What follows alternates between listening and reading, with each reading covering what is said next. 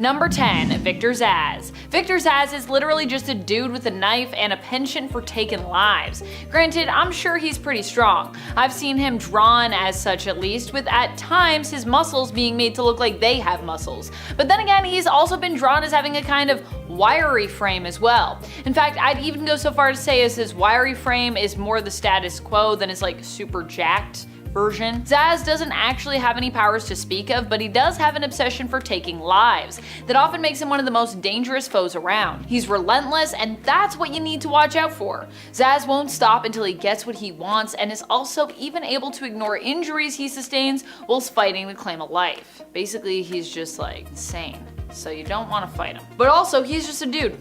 And friends, before I move on to our next spot on this list, if you love what we do here at Top 10 Nerd, be sure to show us you love us by clicking that subscribe button. Number 9, Craven. When you think about it, Craven is kinda just a guy who's really good at hunting. But that's kind of about it. I mean, he does have some augmentations thanks to a magic potion that he drank, but he's ultimately just a man. In the end, Craven actually did end up perishing too, so the version of him that we have in the comics now isn't even really the original version of Craven. He's actually a clone of Craven who was introduced as basically one of his pseudo-sons. This version of Craven would end up taking his father's place.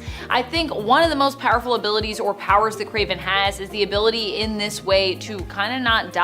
Even the original Craven did perish earlier on and was resurrected, and when he passed away more permanently, he lived on with his clone, Craven 2. The last son of Craven, which is also like really weird that he had a bunch of clones considering he actually does have sons. I'd be insulted if I was the son. Number 8, Golden Glider. Golden Glider is Lisa Snart, sister to Captain Cold's Leonard Snart and longtime girlfriend of another fellow Rogues member, Mirror Master. Golden Glider is a pretty cool and underrated character, I think. She never wanted superpowers in the Prime Earth continuity version of her story, but you know, she got them anyway. This happened when the Rogues attempted to merge their weapons with their DNA to grant them actual superpowers. Normally they just have weapons. The device they were using exploded and Lisa was caught in the crossfire, leaving her physical body comatose but granting her astral projection powers, which she could use to phase and turn invisible. Number 7, Bullseye. Bullseye isn't necessarily known for his amazing strength or anything like that. For all intents and purposes, he's pretty much just a dude with a reinforced skeleton, thanks to him receiving an adamantium upgrade back in the day. At least that used to be the canon explanation for how he became so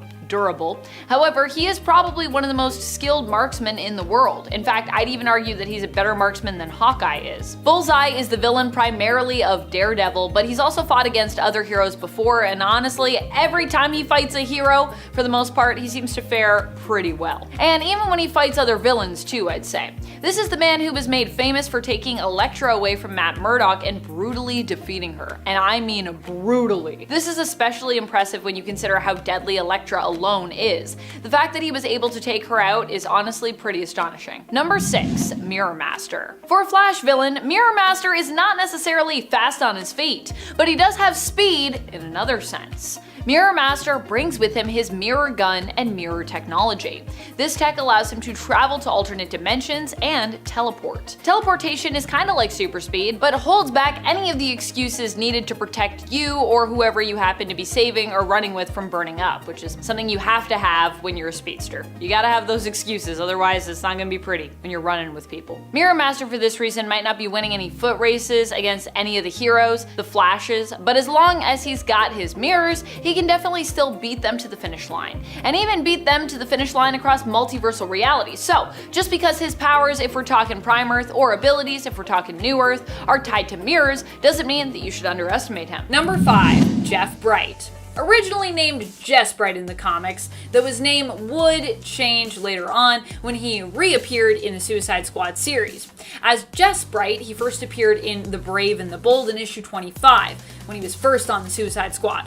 One of the strongest things about Jeff Bright was actually his connection to his partner, Hugh Evans. Both men were geniuses and best friends, and their bond and friendship often came in handy when dealing with foes as part of the original Task Force X team, aka the Suicide Squad. Ha ha ha. Jess and Hugh were both geniuses, and in the end both seemingly died on a mission after they were knocked off a cliff. However, Jess lived because he got lucky and the Yeti that was falling with him kind of broke his fall. He would return in issue 50 as the vengeful and zombie-like Koshi the Deathless, but would ultimately be defeated by the current squad members. Number 4, Beast. but only because he died. Beast was a member of the so-called original Suicide Squad mentioned in Ostrander's run that was apparently from the days of World War II. This original squad was sent on a mission to retrieve a tank, but it turned out what they were really there for was an atomic bomb. What? Beast was the member of the squad who agreed to stay behind to ensure that the rest of the team could escape, which was actually very brave of him. Unfortunately, he got gunned down and he died. It's believed, like many of the rest of the original team, that he was mostly like a normal human. His story and fateful end is mentioned in issue 26 of the original Suicide Squad series from the 80s, when Rick Flag remembers the stories that his father, Rick Flag Sr., and his uncle Jeb used to tell him about their time together on the squad. Jeb Stewart wasn't really his uncle though, he was his godfather. Facts. Number 3, Ragdoll. We talked about specific abilities before, but this one was very weirdly specific. Ragdoll was Peter Merkel Jr. and is a legacy name actually, Ragdoll, meaning that Peter Jr. wasn't the first to use it and perhaps won't even be the last to use it. Ragdoll's main thing was being a contortionist, and their MO tended to be eliminating their victims by strangling them with their own contorted limbs, which is just so bizarrely specific. They also fought with daggers though, but neither of their skills was able to save them from a bunch of ghoul-like creatures who were stalking the squad's target. Ragdoll ended up torn to shreds and ripped limb from limb by the ghouls in the 2018 Suicide Squad Annual, which is from the 2016 series but happened in 2018. That was the year it came out. Just in case anyone's like, that was from the 2016 series. I know. If you're looking for it, it might be easier for you to look up. Actually, maybe it wouldn't be. Maybe it would be easier for you to look up just 2016 Annual 1. I don't know. What helps you all find comics when I give you information? Let me know, and I'll give it to you. Do you like volume numbers? Do you like years? Do you like the year it came out? The year that of the series it was part of? So many questions. Number 2, Scorpio. Scorpio was a villain originally introduced in Steel in the New Earth continuity. However, he resurfaced in the current continuity only to be sacrificed as a member of the Suicide Squad team. Scorpio ended up on the team alongside our previous number that was mentioned, Ragdoll. While Ragdoll was first to die, Scorpio wasn't far behind him. And their death, in my opinion, was more humiliating simply because they were boasting the entire time of like how scary they were, only to find themselves drowned in what appeared to be a very shallow marsh. That's what it looked like happened. Scorpio even claimed to be more frightening than Swamp Thing. I feel like you don't make a bold claim like that and live to see it through usually, unless you are actually more scary than Swamp Thing. Scorpio was also killed by the ghouls that kept appearing near the initial target of the squad that we talked about in the previous point. Number 1, Slipknot. He's got sticky ropes. Sorry, sticky ropes that can also harden. I mean, this just sounds like some weird, dirty thing. Like, I feel like whoever wrote this, I don't know what they were thinking about these sticky ropes that can harden. Yikes. Anyways, if you don't like sticky ropes, you better watch out. Not only did Slipknot get the most unceremonious death in the Suicide Squad film from 2016, but even in the comics, he's honestly pretty lame. I'm actually surprised he lasted as long as he did. He was on the team for a short period, but wouldn't have an on-panel death until 2010 in the comics, though he didn't die in an issue of Suicide Squad, by the way. He was encouraged by Captain Boomerang during his time on the squad to try and escape, and as a result, he had his arm blown off. He suffered a worse fate in the film, though. He had more than his arm blown off. Pop.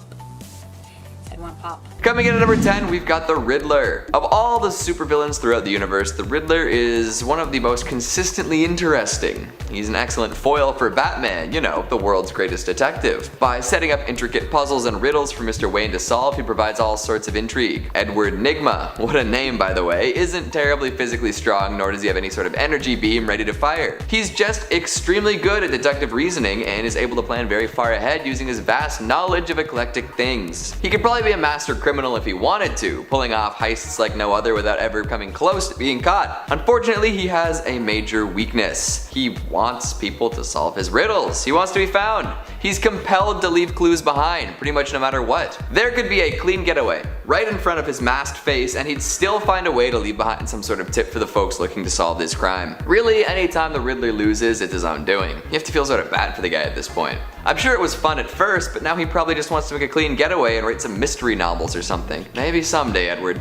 Maybe someday. Coming in at number 9, we've got Thanos. Believe it or not, Thanos has a similar weakness to the Riddler. Sure, he's a gigantic purple powerhouse of a supervillain with a drove of committed lackeys that have crazy powers of their own, but he still fails in the same way as Mr. Enigma. Well, almost the same way. Throughout his various reigns, Thanos manages to take down countless heroes, even without the full power of the Infinity Gauntlet. He's got size, strength, speed, and mastery over all sorts of disciplines. Really, there's no reason for Thanos to fail at whatever he puts his mind to, but he still does somehow. It seems as though he believes that he's unworthy of his own power, therefore making subconscious mistakes and leaving openings for others to thwart his plans. So even if his weakness isn't apparent to those trying to bring him down, he'll lead them to victory somehow. Wow. Coming in at number 8, we've got the Penguin. Remember kids, smoking kills. The Penguin is another villain from the Batman universe who really doesn't have any superpowers per se. What he does have though is ruthless business sense, endless funds, and a whole lot of crazy technology. Plus he's based on a penguin. Incredible stuff really.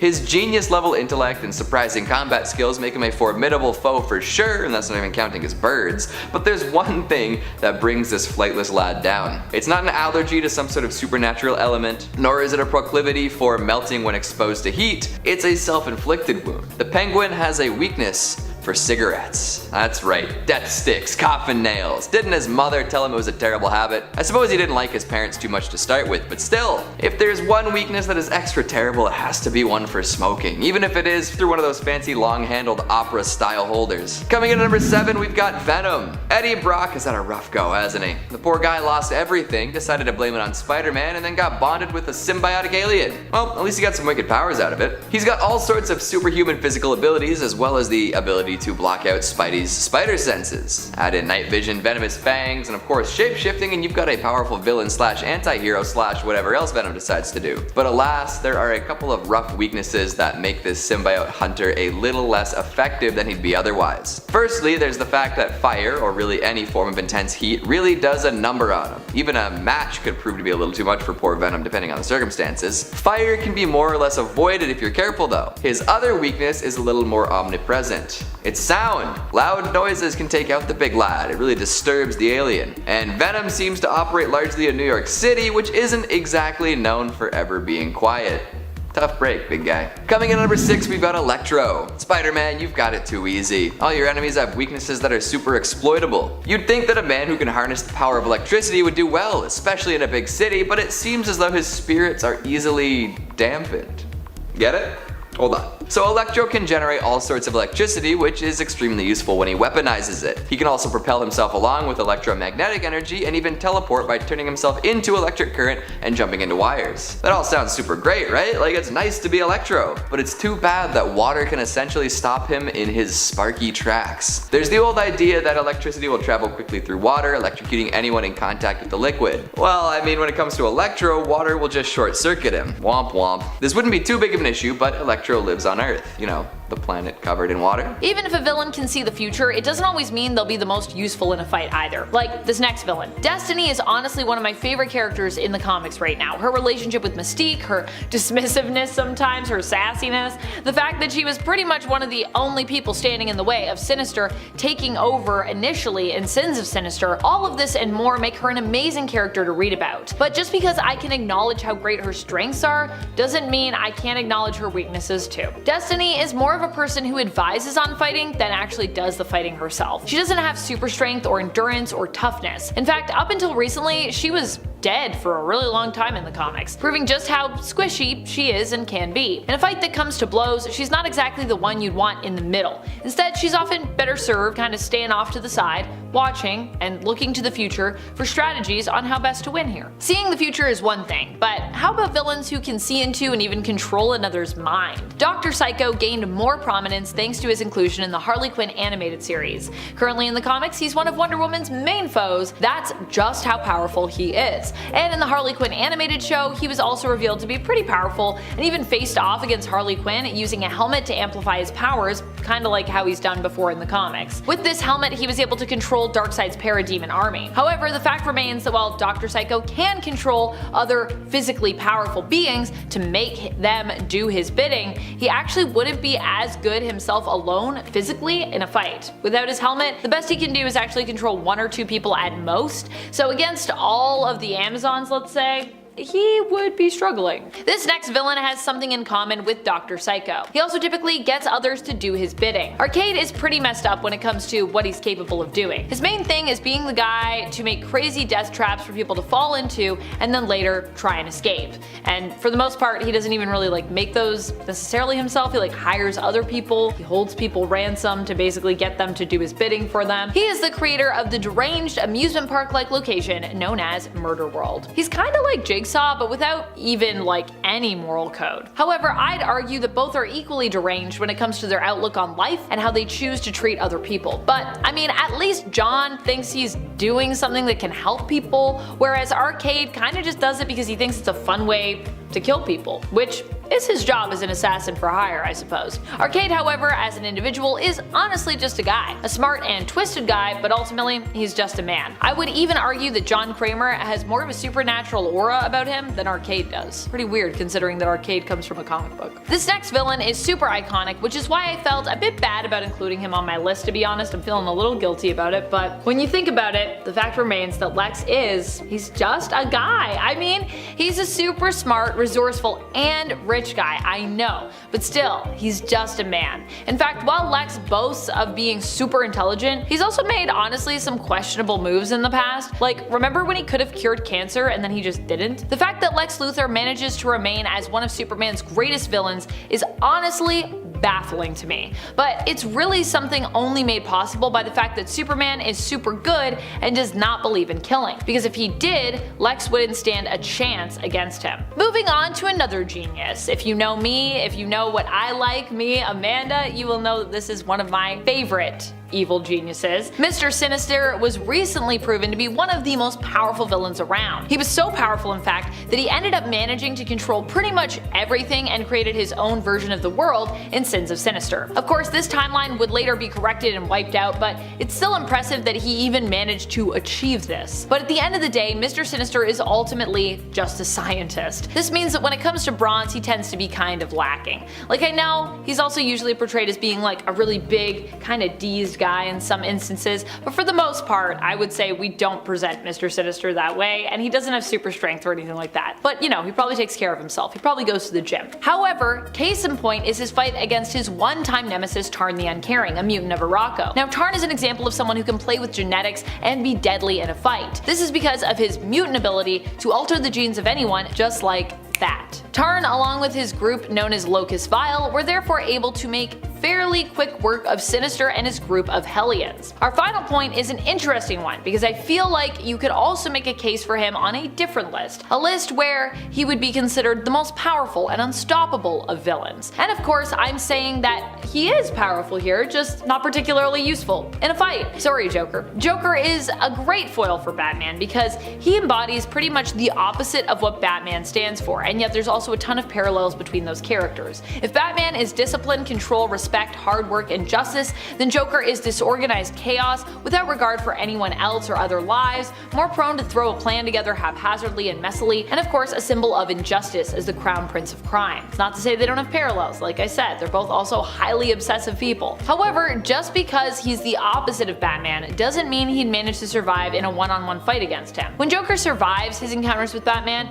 it's really only because Batman allows this to be so. Let's be real. Joker might be unpredictable, which makes him a challenging foe for bats, but Batman ultimately has more skills in a single pinky than Joker has pretty much in his entire being, I would wager. Number 10. Lack of imagination. Bobby is actually one of the most powerful mutants in the Marvel Universe, and yet people might not always think of him first when it comes to some of the most powerful mutants around. This could be because what often holds Robert Drake back is his own imagination. It turns out Iceman has actually been capable of accomplishing insane feats with his powers, which we've only begun to see in more recent years. He can create sentient ice golems and change not only his own form from ice to water, but others as well. So what has prevented him from doing this in the past? Apparently his lack of imagining that he could.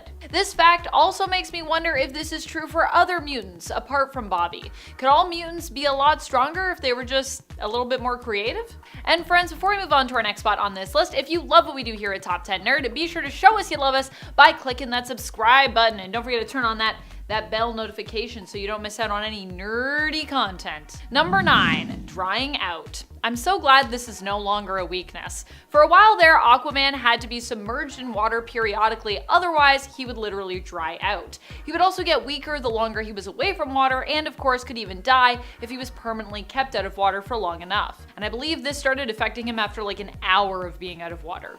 Not a lot of time. Number 8, bug spray. Yep, there have been times when Spider-Man was actually targeted and almost successfully defeated with, you guessed it, bug spray. Because he is a mutate, having had his genes in essence spliced with that of the radioactive spider who bit him, Spider-Man has both the strengths and in some cases the weaknesses of a spider.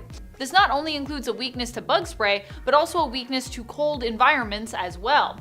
In fact, if you used enough bug spray, you could even permanently defeat Peter Parker by ending his life. That's right, bug spray isn't just a nuisance for Spider-Man, it can actually be downright deadly. Ethyl chloride specifically is the substance that Spider-Man finds himself weakened by. When exposed to the substance, it weakens Spider-Man, draining him of his powers and threatening his very life. Number 7, yellow. The color yellow has to be up there as one of the weirdest weaknesses that we have in comics. For a good long while, this was a weakness shared by all Green Lanterns, especially odd when you consider just how powerful Green Lanterns are considered to be. So why were they weakened by a color? Well, while definitely silly on paper, it actually has to do with the rich history of Green Lantern lore. Green Lantern's opposing emotional color, you see, was yellow, which represents fear in the world of the cosmic emotional spectrum. Because green represents willpower, of course, the only thing that could undermine their abilities would be the emotion of fear.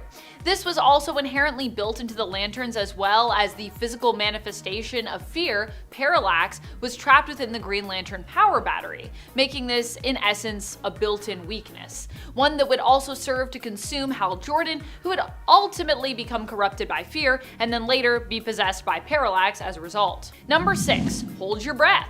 This was once a weakness that ruled over Kitty Pryde, aka Catherine or Kate Pryde's mutant powers. Initially, Kate could only phase so long as she was holding her breath, which prevented her from phasing indefinitely. However, as time went on, Kate would learn how to manipulate the air in her lungs, which meant that she was eventually free from this weakness, making her a lot more OP today than she once was. Although in my heart, Kate has always been OP, even when she had to hold her breath.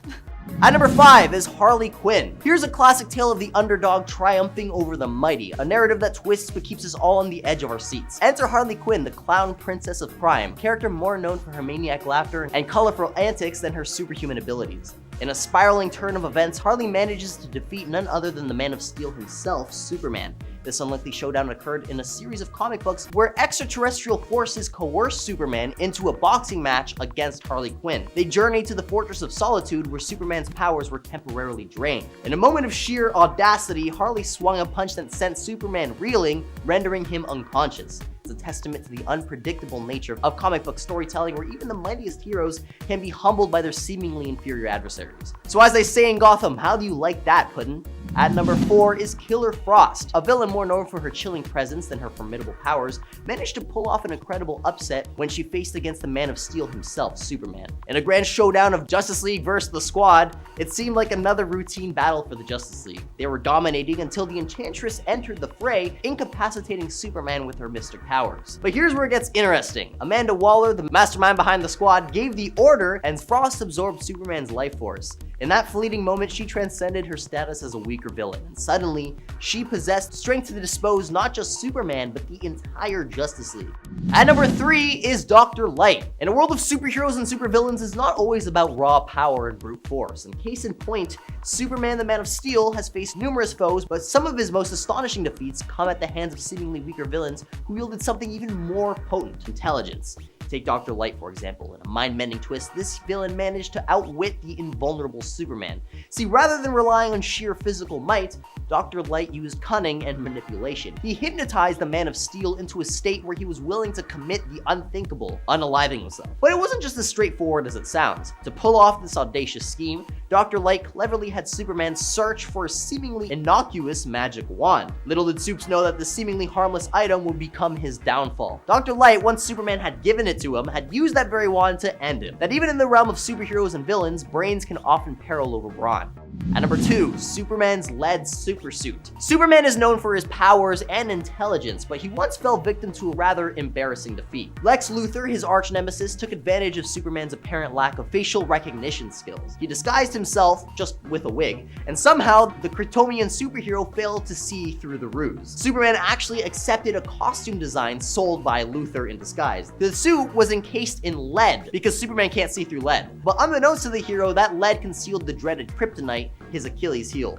Luthor planned for the lead to erode away, exposing the kryptonite at just the right moment, weakening Superman when he least expected it. I mean, I don't know how Superman didn't see this coming. I mean, the suit just screamed trap with its bright yellow and purple design, complete with a green box that boldly proclaimed your name. It's a cautionary tale of overlooking the obvious, a lesson even the mightiest heroes can learn from. And at number 1 is Alfred Pennyworth beats up Superman. Yeah, that's right. Alfred Pennyworth, the unassuming butler of Bruce Wayne, often flies under the radar in the superhero realm, yet his unyielding determination and surprising resourcefulness has allowed him to claim a remarkable victory against one of the most iconic superheroes of all time. In the Injustice comic series, Superman, consumed by a ruthless quest for control, infiltrates the Batcave with the intent to incapacitate Superman. And with the Dark Knight left vulnerable and on the brink of defeat, Alfred steps into the ring. Now, Alfred is armed with the strength-enhancing super substance that he got from Lex Luthor, of course, and after consuming which, he wages a relentless assault on the Man of Steel. In a shocking turn of events, Alfred headbutts Superman, breaking the hero's nose, and proceeds to pummel him mercilessly, driving his face into the unforgiving floor.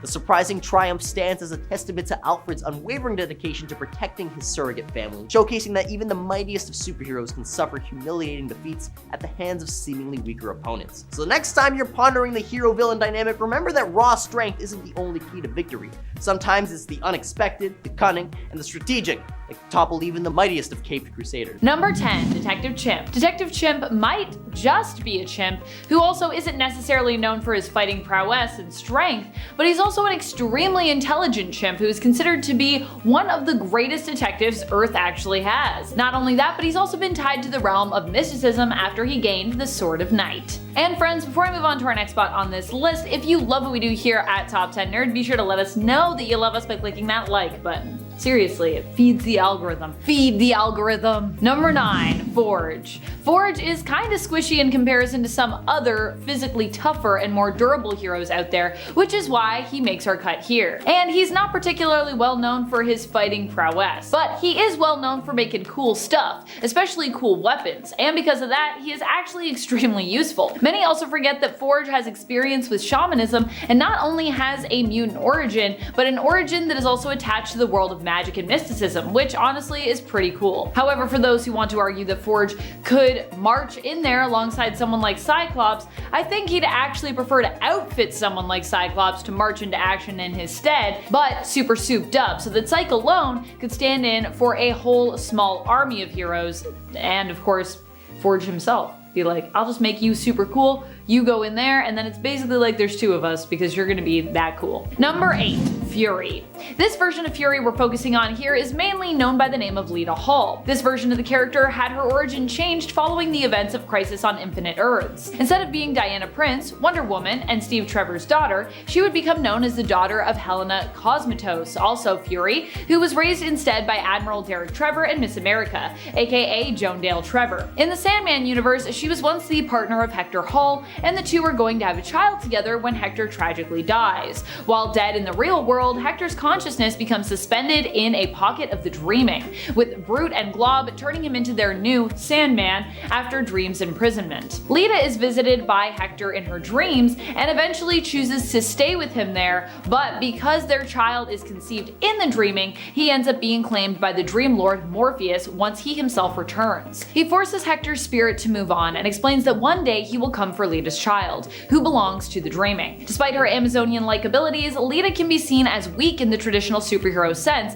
as she doesn't act as a hero in Neil Gaiman's Sandman series and instead attempts to pursue a simple, normal life with her son. However, she gets insane anxiety when it comes to being separated from him at any moment because of Dream's threat to one day claim him. Number 7. Dazzler. Dazzler is here not because of how weak she seems, but because of how truly incredible her powers are. The only thing that really makes her seemingly useless is the fact that Alison Blair typically prefers to use her powers for her performances as opposed to being, you know, the team leader for the X-Men, which honestly, she easily could be, and actually has been in regards to multiversal teams that exist. She's played the role of leader before, both with her band and with her fellow mutant heroes, but not for the main X-Men team. No. Dazzler has powers that have been described before to be potentially unlimited in terms of just how much damage she could do. She can transmute sound into light, and while her light shows in her concerts might seem kinda tame, she has also used her power set to defeat and defend against heavy hitters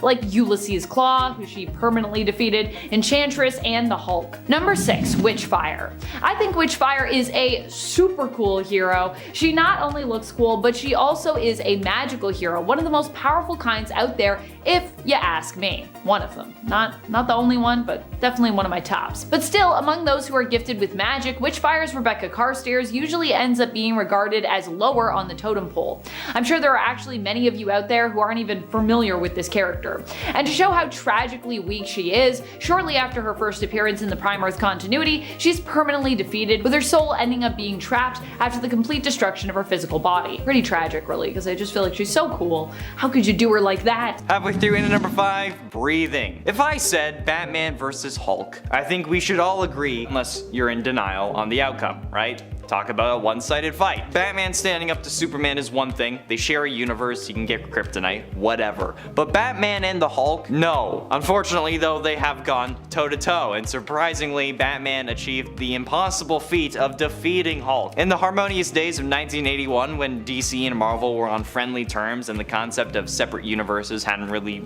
come to fruition, they occasionally collaborated on crossover stories. One such amusing tale unfolded in DC's Special Series number 27, written by the late Len Wein and illustrated by Jose Luis Garcia Lopez. In the extraordinary encounter, Batman unexpectedly crossed paths with a rampaging Hulk, manipulated by the Joker to view Batman as a villain. The Hulk turned his fury towards the Caped Crusader, and Batman, recognizing the immense power of his opponent, somehow skillfully evaded Hulk's fists with every move, because you know, one hit would kill him. With calculated precision, Batman then deployed a pellet of knockout gas, which was disorienting the Hulk, but you know, not knocking him out because it's the Hulk. Exploiting a moment of weakness, Batman incapacitated the Jade Giant by kicking him in the gut, forcing Hulk to inhale. That's right, yeah, Batman kicked Hulk in the gut and actually made him flinch. Number 10. Hugo Strange. This character first debuted in Detective Comics number 36 back in 1940. He's from the Golden Age and is one of Batman's first recurring villains, and the first to discover his secret identity, but not in a cool way, at least not at first. In the Golden Age, it was more of an, oh, Bruce Wayne walked by and there was a bat shadow, haha, he's Batman. Hugo Strange started off as a scientist who stole a concentrated light machine to take on Batman. He didn't even become associated with being a doctor medical type until the 70s. Despite his historical significance, he wasn't really much of a threat, and his plots were, well, pretty silly, though that could be par for the course. The Doctor Strange people have come to know and appreciate wasn't introduced till after Crisis, so post-Crisis on Infinite Earths in 1985. Here he is a psychiatrist trying to capture Batman, but he becomes obsessed. His whole origin was tweaked, it made him a much more compelling character, and also eventually increased his intelligence and strategizing levels. He moved up from being a one-time threat to someone who worked in the shadows and could mobilize other threats against Batman. Cold, clinical, and insane, Strange began to make the leap into adaptation, and has now become a recognized character, from appearing in video games, to Gotham, to even Batman the Animated Series. Hugo Strange has secured his place amongst Batman's impressive rogues gallery. Number 9. Kite Man. Kite Man comes to us from the Silver Age, debuting in Batman number 133 from 1960. He was a man who decided the best way to commit crimes was with kite-themed weapons, for what is more menacing than a kite? This character quickly became a joke and was treated as such, an inconvenience rather than a credible threat, and really his whole getup was kind of unwieldy. But wait for it, wait longer than Crisis. We need to go all the way to DC Rebirth for this upgrade, where all of a sudden Kite Man got a makeover and a tragic backstory. He becomes a linchpin in the backstory of other criminals, for example working to design the Joker-mobile, and his villainous career was a result of failed dreams. He ends up getting dragged into events he never anticipated. His affinity for kites is now an homage to his son. It's all sad, it's daring you to laugh at it. Now it's kinda like, oh yeah, you thought it was funny? Well, look at this. He becomes Kite Man because his son was killed and his son loved kites. This was during the War of Jokes and Riddles, and he takes on the mantle of Kite Man as the ultimate joke before joining the Joker's side and viewpoint. It's an update, that's for sure. Number 8. Dr. Light. Dr. Light has had a rocky journey as a villain. We're talking about Arthur Light here, not Jacob Finlay. Arthur first debuted in Justice League of America number 12 back in 1962, and at first was a villain who fought against the Justice League and the Green Lantern, etc. But then became kind of a joke when he was paired up against the Teen Titans, the first iteration, not the cool 80s New Teen Titans iteration. No, the popular but aggressively hip 60s version. What's the pitch, Daddy-o? Yeah, it was kind of hard to have cred when you're fighting teens. However, then something would occur that would ruin Light's character for years. Identity crisis. This 2004 storyline would turn Dr. Light into a rapist. Why? Just cuz. He has no motivation. It's literally, oh, I'm on the JLA watchtower and Sue Dibney is here too, so I'm evil and I guess why not. So after this he was mind wiped by Zatanna, and this is said to be the reason for his more kiddish switch, and hence why he became a less credible villain. But then he becomes aware of what happened, and well, he becomes a menace once more. But for a while writers would just make him rapey. He talked about it all the time. The New 52 would change all this, making him a more enhanced metahuman who was a threat from the start. I mean, one could argue since he's on Teen Titans Go so much, he's still jokey, but that's not necessarily a bad thing. All villains have a function, and if you end up the villain of an A team, even if they're a bunch of teens, hey, that's not so bad. At least not in my opinion anyway. Number 7. Mr. Mind. Mr. Mind first appeared in Captain Marvel Adventures number 26 back in 1943. He is a 2-inch telepathic worm who is an evil mastermind. The concept is inherently silly, but one of those ones that does a 180 and becomes awesome. An evil worm. It's too good. He formed the first supervillain comic team, the Monster Society of Evil. Don't let your dreams be dreams. Still, Mr. Mind would vanish for quite a while after the folding of Fawcett Comics. A lot of Billy Batson, at the time Captain Marvel, his characters were considered quite outlandish and were a bit too kiddish. That was some of the mindset. But Mr. Mind would return with a vengeance in the 70s. Now Mr. Mind was never useless, but he was kind of niche and less well known. The concept of him has become cooler over time, and the thing is, he keeps being shelved. People aren't sure what to do with him. But thanks to Shazam, people are aware of this little critter again, and just how powerful he can be. This is Mr. Mind's time to shine, or at least I hope it is. Please give me Mr. Mind as the lead villain in a movie. I want the plushie.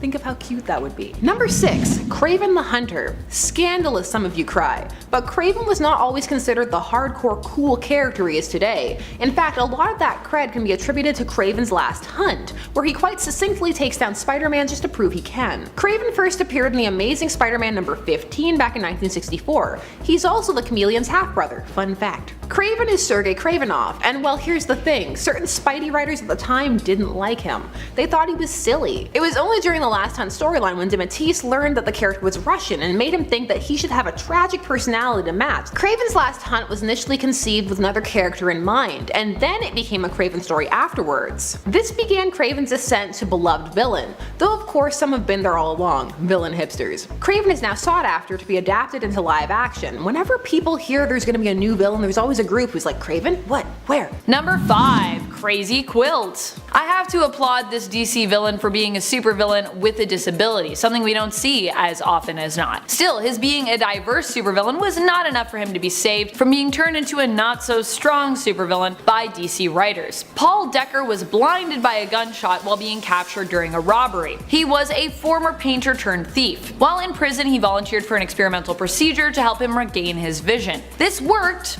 but only partially. Paul could now see, but he could only see crazy, bright, and blotchy colors, granting him limited and disoriented vision. Seeing the world this way eventually drove him insane, leading him to adopt the supervillain alias Crazy Quilt. He built a patchy, bright costume and a helmet that flashes blinding lights, among other things. His lack of sanity, combined with his lack of powers and lack of true ingenuity when it comes to his gimmick, make him an unfortunately easy villain to defeat. Not super useful. Number 4. Sportsmaster. Another villain who seems to be masterful at getting away is Sportsmaster. Not so masterful at fighting though. Not even masterful really at playing sports. Lawrence Croc is a DC villain who is known for tangling with Green Lantern. He used to be a professional athlete, and although he did have skills, he always took things too far and put winning above everything else. Becoming known for his cheating, he was eventually banned from all sports after severely injuring an opponent on the field. And once his sports career was over, he decided to turn to a life of crime. So interesting that people fail in their careers and immediately deflect to this.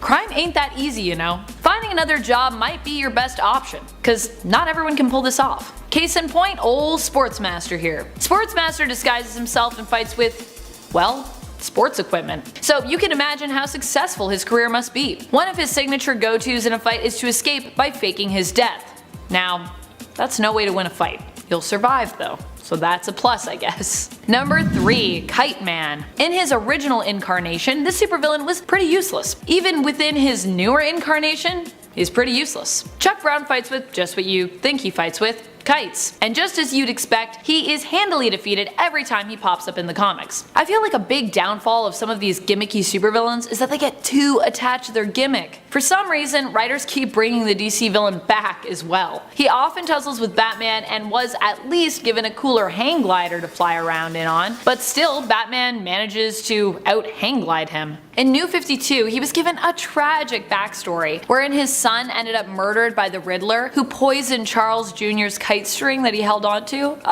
Heartbreaking. What's even more heartbreaking is they gave him this sad story and still no cool way to avenge it. How unfortunate. Number 2. White Rabbit. I'm talking about Jaina Hudson this time, Batman's nemesis from DC. Her powers are neat, but not really useful if you're looking to battle someone. Distract them? Maybe. But that's not really how you win a fight or are useful in a fight. She might be able to survive one though. Her powers give her slightly heightened speed and she is pretty good at escaping. In fact, as soon as a hero shows up, that's her usual go-to move, to just run away. Which gives you an idea as to how powerful she is. She does have a unique ability which allows her to split herself into 2 people, separating her White Rabbit persona and her civilian persona, Jaina Hudson. However, these 2 personas are quite different, so it isn't even like she can really use her civilian self to help her take on the good guys. Number 1. Condiment King. The Condiment King originally debuted in the Batman animated series, and was created with the intention of being comic relief. So you can imagine, for this reason alone, he's probably not going to be very helpful in a fight. In fact, in the episode he first appeared in, when confronted and chased by Batman, he actually slips on his own ketchup and almost tumbles to his death. You know you're no match for a hero when you are defeated by your own villainous devices. He was later revealed to have been a former comedian who was brainwashed by the Joker, so it's good to know that he isn't an actual villain who takes himself seriously. Still, the brainwashing messed him up, and he has since continued to try and take on heroes, jumping from the animated series to comics like fellow but ultimately more successful villain Harley Quinn. See crazy bright and blotchy colors, granting him limited and disoriented vision. Seeing the world this way eventually drove him insane, leading him to adopt the supervillain alias Crazy Quilt. He built a patchy bright costume and a helmet that flashes blinding lights, among other things. His lack of sanity combined with his lack of powers and lack of true ingenuity when it comes to his gimmick make him an unfortunately easy villain to defeat. Not super useful. Number 4. Sportsmaster. Another villain who seems to be masterful at getting away is Sportsmaster. Not so masterful at fighting though. Not even masterful really at playing sports. Lawrence Croc is a DC villain who is known for tangling with Green Lantern. He used to be a professional athlete, and although he did have skills, he always took things too far and put winning above everything else. Becoming known for his cheating, he was eventually banned from all sports after severely injuring an opponent on the field. And once his sports career was over, he decided to turn to a life of crime. So interesting that people fail in their careers and immediately deflect to this. Crime ain't that easy, you know. Finding another job might be your best option, cause not everyone can pull this off. Case in point, old Sportsmaster here. Sportsmaster disguises himself and fights with, well, sports equipment. So you can imagine how successful his career must be. One of his signature go-tos in a fight is to escape by faking his death. Now, that's no way to win a fight.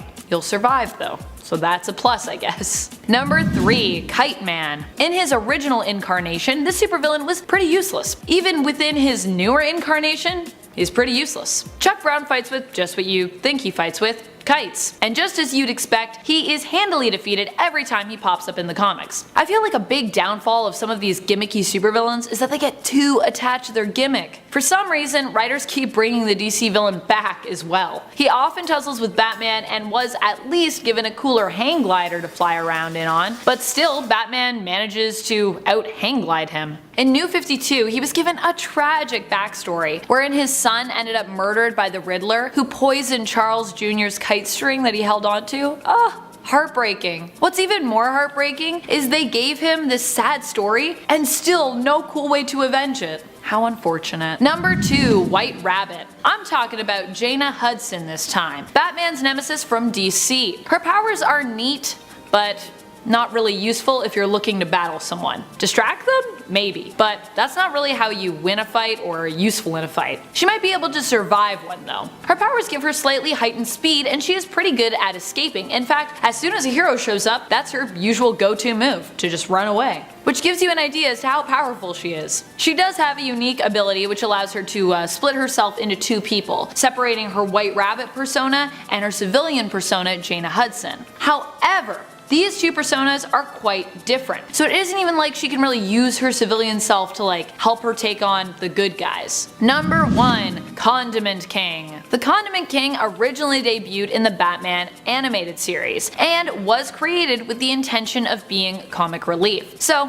you can imagine, for this reason alone, he's probably not going to be very helpful in a fight. In fact, in the episode he first appeared in, when confronted and chased by Batman, he actually slips on his own ketchup and almost tumbles to his death. You know you're no match for a hero when you are defeated by your own villainous devices. He was later revealed to have been a former comedian who was brainwashed by the Joker, so it's good to know that he isn't an actual villain who takes himself seriously. Still, the brainwashing messed him up, and he has since continued to try and take on heroes, jumping from the animated series to comics like fellow but ultimately more successful villain Harley Quinn.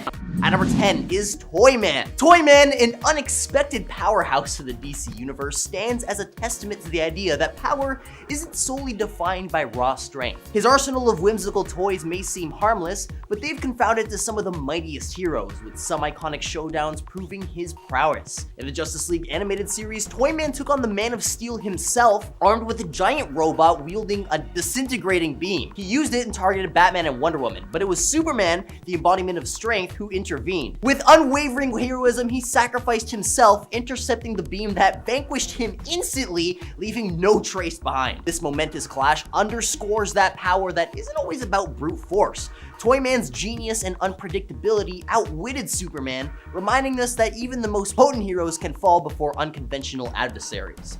At number 9, Wolverine loses to a couple of dudes. Wolverine, the indomitable mutant known for his regenerative powers, faced a stunning defeat at the hands of mere agents. This pivotal loss occurred during his dark past as part of the Weapon X program, aka his origin story. These agents didn't possess any superhuman strength or extraordinary abilities, but they just wielded advanced technology, including a stun gun. In a dramatic encounter, the agents ambushed Wolverine, shooting him with the stun gun. Though Logan, with his exceptional healing factor, attempted to resist, the electric shock disrupted his powers temporarily, and consequently, he was incapacitated and whisked away into the nefarious laboratory for the notorious adamantium bonding process. This episode serves as a stark reminder that even the most powerful superheroes can fall victim to cunning tactics and advanced weaponry, emphasizing the vulnerability that often accompanies extraordinary abilities in the world of comics. If you're enjoying this video so far, by the way, you can support the channel by pressing like, subscribing to Top 10 Nerd, and ringing that notification bell.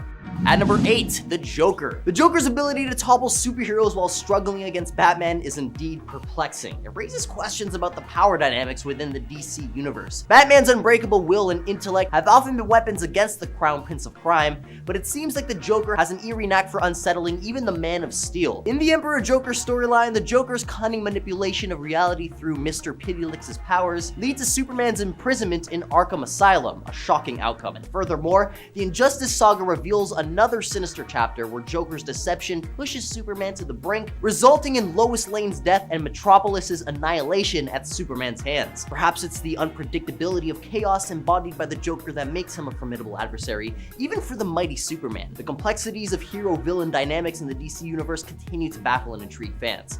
At number 7 is Lex Luthor. In the sprawling tapestry of superhero rivalries, none have endured quite like the clash between Superman and his arch-nemesis, Lex Luthor. Their epic confrontations have etched themselves into the annals of comic book lore, yet what makes this rivalry truly fascinating are the moments when the mighty Man of Steel faltered against his seemingly lesser opponent. He doesn't have any power, man. One such instance borders on the absurd: Lex Luthor's conquest over cancer. In an astonishing turn of events, Luthor uncovered a cure for this devastating disease. Crafty as ever, he ensnared Superman with a devious trap fueled by kryptonite. In a single fateful exchange, Lex emerged victorious. A bittersweet triumph for sure, but this one showcases the complexity of this age-old rivalry. Sorry Clark, but even a hero as iconic as you can't compete with curing cancer. At number 6, the Ultimates beat Thor. In the vast and intricate tapestry of superhero lore, there exist moments where the seemingly invincible stumble before adversaries who appear on the surface vastly inferior. The second Ultimate storyline plunges us into such conundrum, where the Earth's mightiest heroes, the Avengers, find themselves ensnared in a treacherous web of deception spun by the mischievous Loki. Thor, the god of thunder, wielding Mjolnir with unwavering might, stands as an emblem of power, and yet in this narrative, he's compelled to engage in a heart-wrenching battle against his comrades, manipulated by Loki's cunning illusions. Thor's innate reluctance to harm his friends proves as his Achilles heel, and when he finally unleashes his divine fury, it's Loki who engineers a twist in reality, rendering Thor powerless. This vulnerability is exploited by the Ultimates, who, with Loki's machinations, capture the godly Avenger. Number 5, wood. Does this weakness sound ridiculous to you? Because it certainly does to me. When you think of a superhero, you usually think of someone who is capable of defeating your common run-of-the-mill criminal in a single punch. We think of beings who can fly and shoot laser beams from their eyes, who are impervious to damage from even some of the most dramatic blows. And then there is the original Green Lantern, Alan Scott, with his weakness to wood. Why did Alan Scott initially have this weakness? Well, there have been a few reasons that have been used in an attempt to explain this. One is that as a lantern, he was simply only invulnerable to metals, so wood was just something that wasn't a thing he was invulnerable to. Another is related to a conflict with the previous Green Lantern who wielded the lantern and was an alien who misused his powers, and as such, Alan was simply punished as a result of that previous Green Lantern's folly, because he has his lantern. There was another reason that said the wood weakness came from the fact that the Green Lantern came from green glowing things, and as such couldn't or wouldn't be used to do harm to its own kind, which would be wood, trees, nature, that kind of thing. Another still was explained as Alan's own fear of being knocked in the back of the head with a wooden club, which happened on his first outing, and that was the reason why. It was like a built-in fear, he had to overcome it. But either way you slice it, the idea that an all-powerful being like Green Lantern could be defeated with a baseball bat, it's pretty silly, let's be real. Number 4, superpowers. Iska is a super interesting character. On one hand, she is extremely powerful and can never lose. She can even potentially have her power utilized to manipulate the stakes of other competitions that she is pulled into. However, this also implies that there are times when she has zero control over her powers, in the sense that she cannot influence the result of an unbalanced battle, or that she can be used to give someone else, a rival or even an enemy, the upper hand by including her in a wager or a fight. Her powers force whatever side she is on to become victorious, regardless of whether or not she even wants that to happen. This has meant that Iska has been forced to turn her back on her own people, the mutants of Morocco, more than once. She has also had to fight against family, colleagues, and friends before as a result. Which, I don't know, if you ask me, that kind of sounds like a weakness because you gotta live with that, so that would kind of suck. You always win, but at what cost? Number 3, organic materials. Power Girl probably has one of the weirdest weaknesses around in comics. Despite being a Kryptonian, and sometimes an Atlantean, depending on the time period and version of the character we're talking about, who is on the level of Superman when it comes to her powers and her strength, she can easily be harmed simply if you use organic materials to hurt her. You know that saying about sticks and stones may break your bones? Well, for Power Girl, despite having super durability, this is actually true. Sticks and stones could break her bones, but industrial steel probably wouldn't for some reason. Fortunately, Kara no longer has this weakness anymore, but for an embarrassing little while in the 90s, she did, so. Number 2, power inhibitors. Remy LeBeau often seems to be considered an underrated X-Men. He can create massive explosions using kinetic energy, which he focuses on an object that is charged by his touch and explodes. Typically prefers playing cards just because they're fast to charge, but he could charge really big stuff if he wanted to.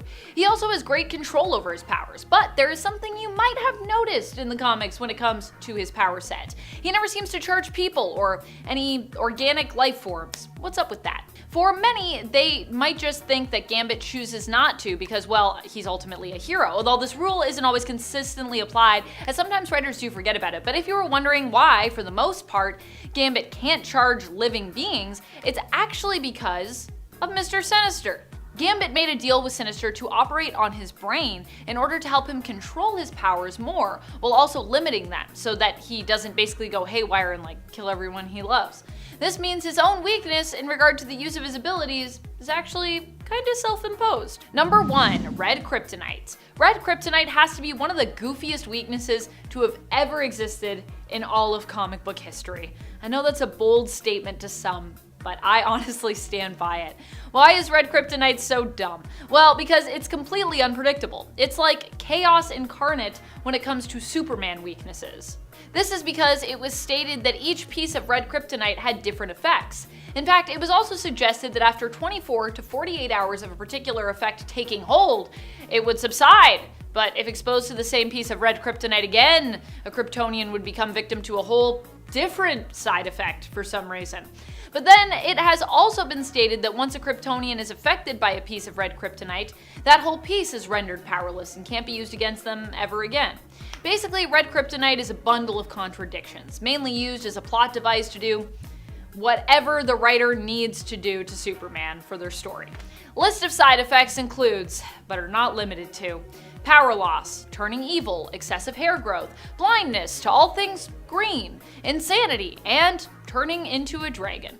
Coming in at number 10 today, it's Luke Cage's impenetrable skin. Thanks to the super soldier experiment known as the bursting process, Luke Cage Power Man does have incredible strength, stamina, and a healing factor, but he is pretty much most known for the fact that he is protected by indestructible, impenetrable, super dense skin. That is an awesome power to have. Luke is protected from almost anything with this titanium-like skin, but the problem here is that this natural shield isn't just shielding him from the outside. Whenever Luke Cage is internally injured, which is rarely, the character requires more than almost anyone else ever would. It's next to impossible to perform surgery on Luke Cage unless you happen to have access to an overpowered medical laser. The natural ways someone might be healed from some kind of internal injury do not apply, as doctors can't even cut through Cage's skin to begin the procedure in the first place. As you can imagine, this can be pretty problematic. And at 50% off sales, Captain Margaret Elizabeth or Peggy Carter was a distinguished Avenger and founding member of the Illuminati, who played a crucial role in the Infinity War of 2018 of our world, where she valiantly fought against Thanos and aided during the Battle of Titan. In the aftermath, when Doctor Strange utilized the Darkhold for dreamwalking, resulting in a multiversal threat of, incursions,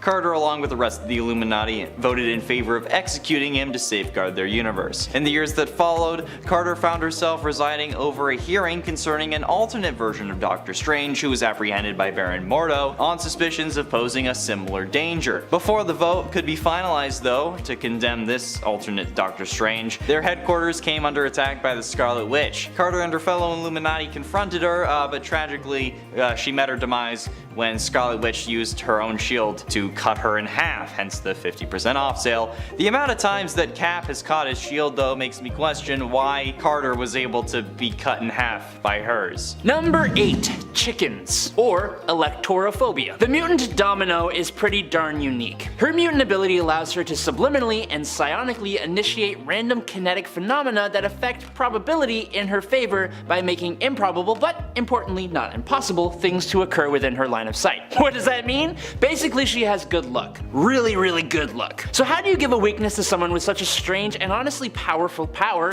as luck? Easy. You make her absolutely terrified of chickens. Now, obviously not a lot of people are running across chickens very often, and I think that holds true for superheroes, but for someone with such super-powered luck as Domino, she runs into chickens more than should be acceptable, and that's pretty unlucky because her fear of chickens is quite debilitating. In its 7, chewing gum. The Justice Buster Batsuit is a mech suit that's part of Batman's Fenrir contingency, which is designed to take down the entirety of the Justice League if they were to turn bad. Making its feature appearance in Batman Endgame, when the Joker used his virus to warp the brains of the Justice League at the beginning of this Endgame plot, Batman was forced to use the Fenrir protocol to eliminate the teammates, or well, to at least subdue them. The suit was successful in eliminating Wonder Woman, the Flash, and Aquaman, but met an even match at the hands of Superman. After a lengthy fight, Superman tore through the armor and nearly killed Batman until Bruce used kryptonite chewing gum to spit in Clark's face, rendering him unconscious. Come on, okay? Imagine waking up to learn that you passed out because Batman spit on your face. Seriously, please, brush your tongue, okay? You get one of those tongue scrapers. Your breath is lethal. Not to mention the miniaturized red suns for Knuckles, they didn't help. You had to spit kryptonite chewing gum. Number 6. Ethyl chloride. Ethyl chloride, a common compound found in pesticides and bug sprays, is essentially Spider-Man's kryptonite, and it severely impairs his senses. This makes ethyl chloride extremely powerful against Spider-Man. It's one of his biggest weaknesses, but yet ethyl chloride isn't being used by all of his villains all the time, even though it's actually a very common compound. The big reason why it doesn't show up much is that ethyl chloride is considered to be so supremely powerful against Spider-Man that there was a momentary ban placed on the substance by Marvel writers. It was literally becoming too easy to bring down Spidey, so writers got lazy and used it as a crutch just way too many times. Amazing Spider-Man number 106 has Spider-Man engaging in battle with the Spider Slayer Mark IV, which had the villainous addition of ethyl chloride. After trapping Spider-Man in a web, Smythe, the guy who created it, uses his machine to douse Peter with a cloud of the compound, and Spider-Man is weakened by the spray and finds himself unable to move, giving his enemies the chance to strike. And at number 10 is Cyber. Adamantium encased arms and body, claws that inject victims with hallucinogens, mutant psychic tracking abilities, and even the ability to cast his consciousness into other bodies. Silas Burr has, or at least had, a truckload of impressive abilities and should be a huge threat, but he just kinda isn't. I'm not really sure why Cyber has been made to just kinda suck, but he really has. He was even responsible for giving Wolverine one of his most severe beatings up until that point in his very long life, and was partially responsible for not only Wolverine's training, but Dawkins as well. But in the gallery of Wolverine rogues, he just doesn't really have anything else to his name. He mainly worked as a lackey to other people, and even though he has all the advantages that he has, he doesn't really become much of an issue for his opponents. He trained Dawkins, but that boy takes Cyber down pretty readily. I believe at this point he is on his 4th or 5th body as the new Hornet, and he has transitioned to be a villain for Ben Reilly's Scarlet Spider. And nothing against Scarlet Spider, I like that character, but Marvel downgraded him from Wolverine to not Spider-Man. Number 9. Starlet. Starlet is a villain that we get to meet in the series Batman White Knight Presents Harley Quinn, which I gotta say, even now I'm kind of still reflecting on this series. At first I read it, I didn't feel super impressed, but it stuck with me a lot, which I think is a testament to it. The artwork in that series is also really beautiful, and honestly I think it's worth a read just for that, but the story, a twisted sort of criminal mystery / drama, is also quite good in this 6-issue mini. Starlet is the villain of the tale, with her true identity being revealed later on. Harley joins the case to help apprehend Starlet as a consultant. Starlet is targeting old Hollywood stars and killing them in Gotham as part of her plot. I don't want to spoil the ending of this one in case you want to read it, but you have yet to do so, so I will just say this. While Starlet is revealed to have some inside information, which is a big part of what makes the villain so deadly and ruthless, Starlet's weakness lies in their capacity to think logically and overestimate their value. In other words, a classic villain weakness in my opinion, that of ego or hubris, alas. And friends, before we move on to our next spot on this list, if you love what we're talking about here and you love basically characters that are kind of off kilter but have some pros and have some cons, be sure to check out our top 10 weirdest playlist where we talk about a lot of characters that basically are that. Number 8. Stiltman. Oh, Stiltman. No list of useless or less than impressive villains is complete without his inclusion. He is the biggest joke in Marvel's villain community and has been embarrassingly defeated by a large number of heroes, most of whom have much larger fish to fry. But his stilts? Top-notch feat of engineering. What are some uses we can think of for his stilts? I mean, outside of obviously reaching the top shelf or painting the hard-to-reach spots in a room, I could see this being incredibly useful for construction work or for firefighters or any kind of emergency service. Outdoors electrical work would be a breeze if you wouldn't need to use one of those big skyjack cranes. Window washing would be a big one. I mean, they could even be used for transportation. You know how much faster you would get from place to place with legs being that long? I think we can agree being able to stand at 290 feet would have a ton of helpful uses, but fighting superheroes is very clearly not one of them. Number 7. KG Beast. KG Beast has to be one of the most embarrassing villains around in the comics, in my opinion. Despite being a supposedly trained and extremely gifted fighter and tracker, half the time or more it seems like he misses his shots in terms of completing hits tasked to him, and he almost always ends up dead. Like, not a great assassin, I'm just saying. More recently, this once again happened when he threatened the life of Barbara Gordon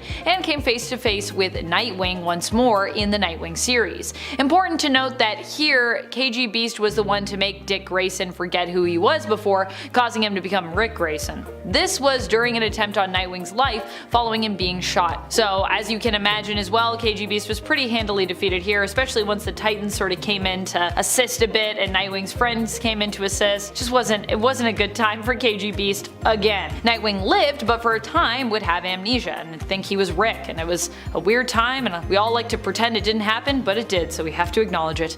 And not only did KG Beast fail this mission, because he was basically tasked with trying to kill Nightwing, but he also ended up left for dead in an Arctic tundra of Russia. Batman basically used his grappling gun to paralyze KG Beast. This was during his time hunting him, which caused KG Beast to break his neck. Then afterwards, despite Anatoly's begging, Batman refused to help him. He was just like, I'm just gonna leave you here. And KG Beast was like, but wait a minute, don't you have to like help people? And he was like, I think if I just leave you here, I didn't kill you, just a thing that happened, you know? So bye. Number 6. Johnny Sorrow. As someone who used to be a silent film actor before turning to a life of crime, it's almost fitting that the powers he eventually attained were all about his physical appearance. While battling the Justice Society of America, Johnny got torn apart as he was teleported to the subtle realms. Here, this incredibly terrifying eldritch being called the King of Tears reformed Sorrow with this new terrifying form that could literally cause people to pass away as soon as Sorrow removed his mask. He was intangible with his mask on, could teleport, levitate, and manipulate energy, but